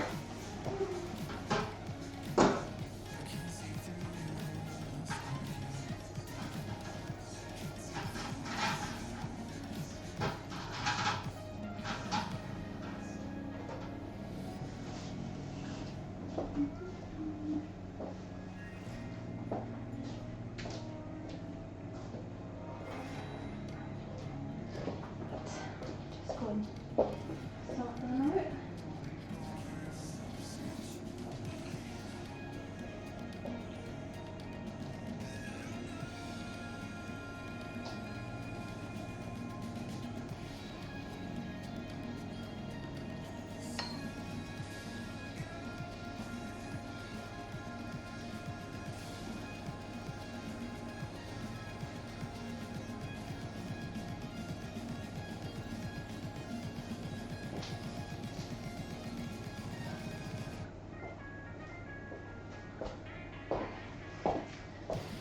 I don't know if anywhere else has been the same, but our summer has been a complete washout. So it's slightly disappointing, slightly depressing, but it's not really much we can do about it. But it would be nice to get a bit of sunny weather, because this is just, it's been going on like this for such a long time now.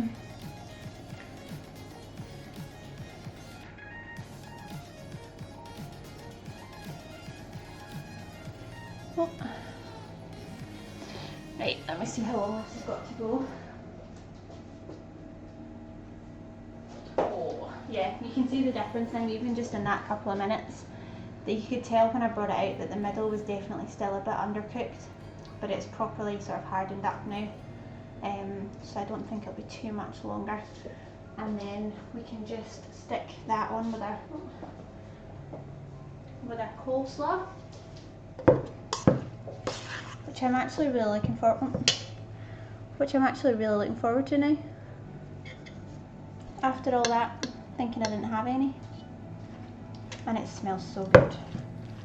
I think that's mainly the mayonnaise, because I could have mayonnaise on everything. We get through a silly amount of mayonnaise, but it just makes everything tastier. I think my one new find is the Nando's Pyrenees. I think it's the mild one we get. You could literally put that on everything and it would make everything taste good.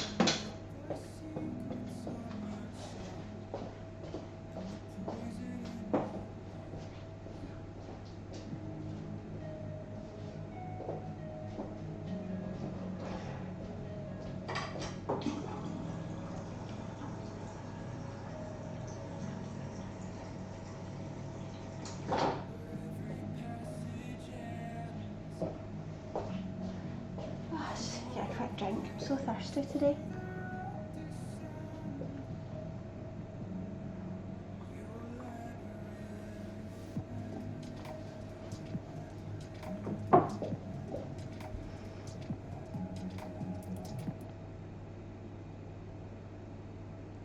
Just change the music, that would put you to sleep.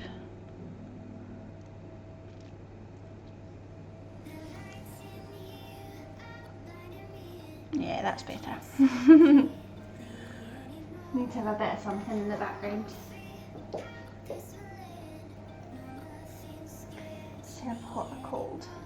Yeah, so this one would actually also be a really good one to put in if you've got kids. You could put some in a lunchbox, because you can eat it cold. It's just something a bit different to a sandwich or a wrap or something that they might have all the time. And apparently, I don't think this is right. I mean, unless we have really, really big portions, the recipe says it serves 8 as a main course or 10 as a starter or a light lunch. I'd be very surprised, unless mine has shrunk massively. But I would reckon it would serve, I think it would serve maybe 6 to 8 max.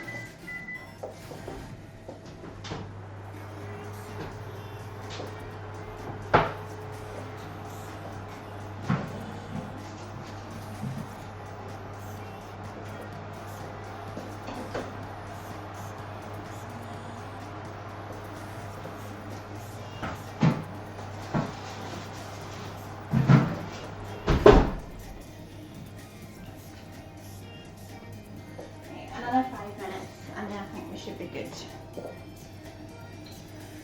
Yeah, so I would say, even from looking at it again there, I would say that would serve, yeah, we'll say 6 as a main course, or 8 as a starter or a light lunch. And it says to serve with a mixed dressed salad. Oh, and you can use, one of the tips is you can use rice instead of where I use the bacon beans. You can actually just use dried rice on top of it to just weigh the paper down. But I remember the first time I ever did that, I hadn't really ever baked properly. I'd never made pastry before, and I put the pastry tart into the case. Didn't put any paper over the top because I didn't realise that that was a thing. Put the rice straight onto the pastry and popped it in the oven. And then I had this pastry case with little bits of half-cooked rice just kind of stuck in it. And then I sat and I must have tried, I really tried to pick out all the little bits of rice, but it would have taken me a good half hour just to sit and pick all the rice out before I could then put the filling in to cook it. I don't know what I was thinking. I don't understand why I thought that was what you did, but I think I just read you can use rice, so just threw it in. I thought that'd be fine. It wasn't fine, so I have learned from that, and then I quite quickly got myself some bacon beans, so I knew I was doing it properly, and I always make sure I've got the paper in. But yeah, that was one I definitely learned from. I think that's it with in the kitchen. It's quite, you want to kind of experiment, and I think you need to, it's good to make your own mistakes and to learn from them, because like that, I will never ever do that again, because that was probably one of the stupidest things I did in the kitchen. So, but it's good fun. It's good fun just to kind of play about with it and to experiment a wee bit. But I think we could be about there now. Yeah, it's definitely looking a lot harder. I'm going to get a little plate out so I can plate some up, just so you can see the inside of it.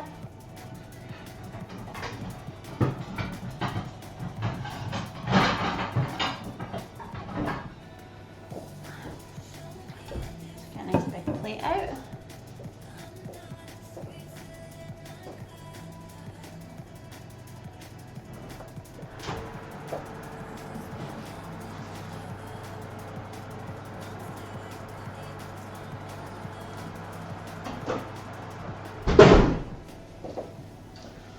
What do we reckon? I'm not quite sure. I don't know if it's going to need another 5 minutes or so. Can you see that? Because then if I go like this and kind of wobble it, it's definitely got a bit of a wobble. But I don't know how much of a wobble we want.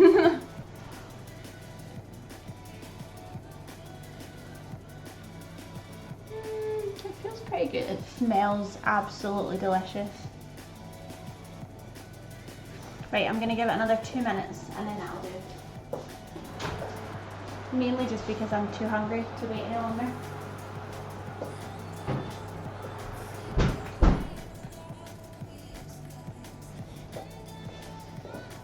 Oh, that's my favourite part of any day, is just eating. Especially after I forgot to have breakfast this morning. I kind of threw a bit of toast at myself before I came on here. And now I'm so hungry. So this will be enjoyed when it comes to it.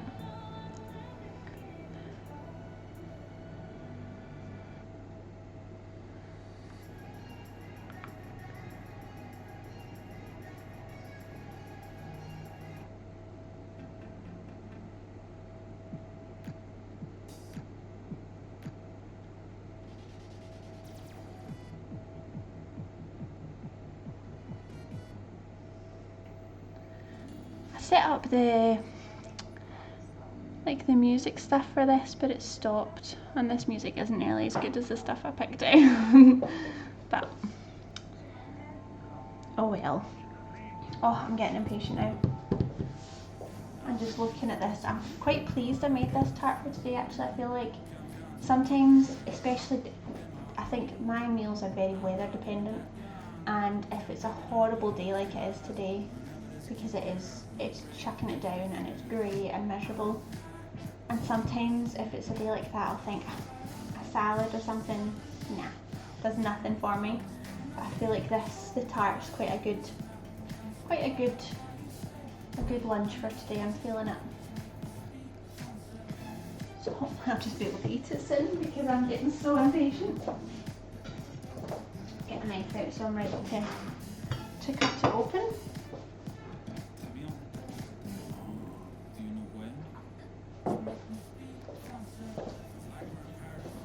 How are we looking? Oh yeah. The last couple of minutes were definitely a good idea, because it's starting to go a lot more brown on top. So yeah, that was much better. See, that's it. Patience is always a good thing, but it's quite difficult, especially when you're starving and it looks so good.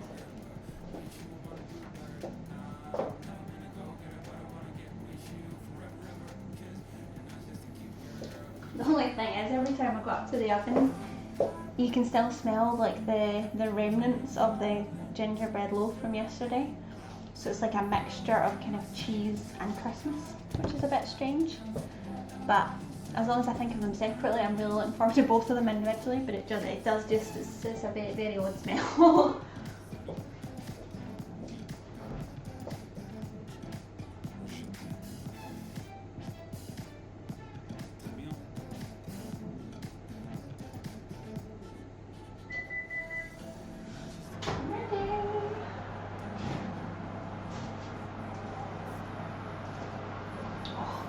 I mean, look, hold on.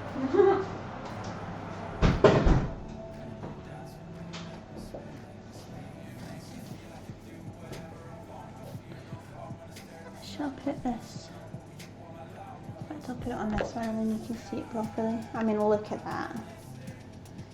It is browner. Do it that way maybe. It is a lot browner than it looks on the camera, but it looks nice and soft and squidgy. So now is the fun part of trying to get it out of the tart case and then chop it up without making a mess. So I think that was in maybe about 35 minutes in total. Oh, thank you. Yeah, I'm not gonna lie, I'm looking forward to it now myself. Yeah, so the pastry's gone nice and crispy on the outside. Just gonna slice it open. I just need to watch, obviously, because the base is still on. And this will cut better once it's cooled.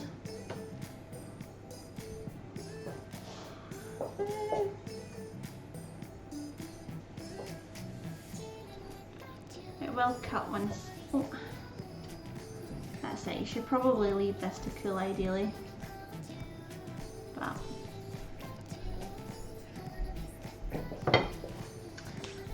pop the other one on here.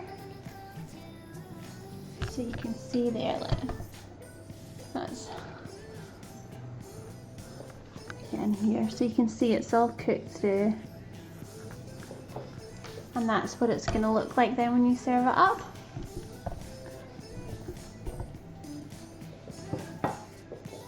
So I would say that looks pretty good. And it tastes amazing. So that's probably the kind of portion size that I would do for a lunch. If you've got like a salad or something beside it, I would do it that way. Or you can obviously go for a much bigger portion if you're, like if it's a main meal, if it's your dinner or something, or if you're just having a chunk of that. Yeah, so that is my gluten-free cheese and leek tart.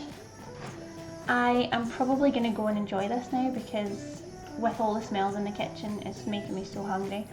So I'm gonna go and enjoy this, and I will see you all again on Wednesday evening. Not decided what I'm cooking yet, but I'm sure it'll be something tasty. So enjoy your Monday. I couldn't remember what day it was. Enjoy your Monday, everyone, and I will see you all on Wednesday.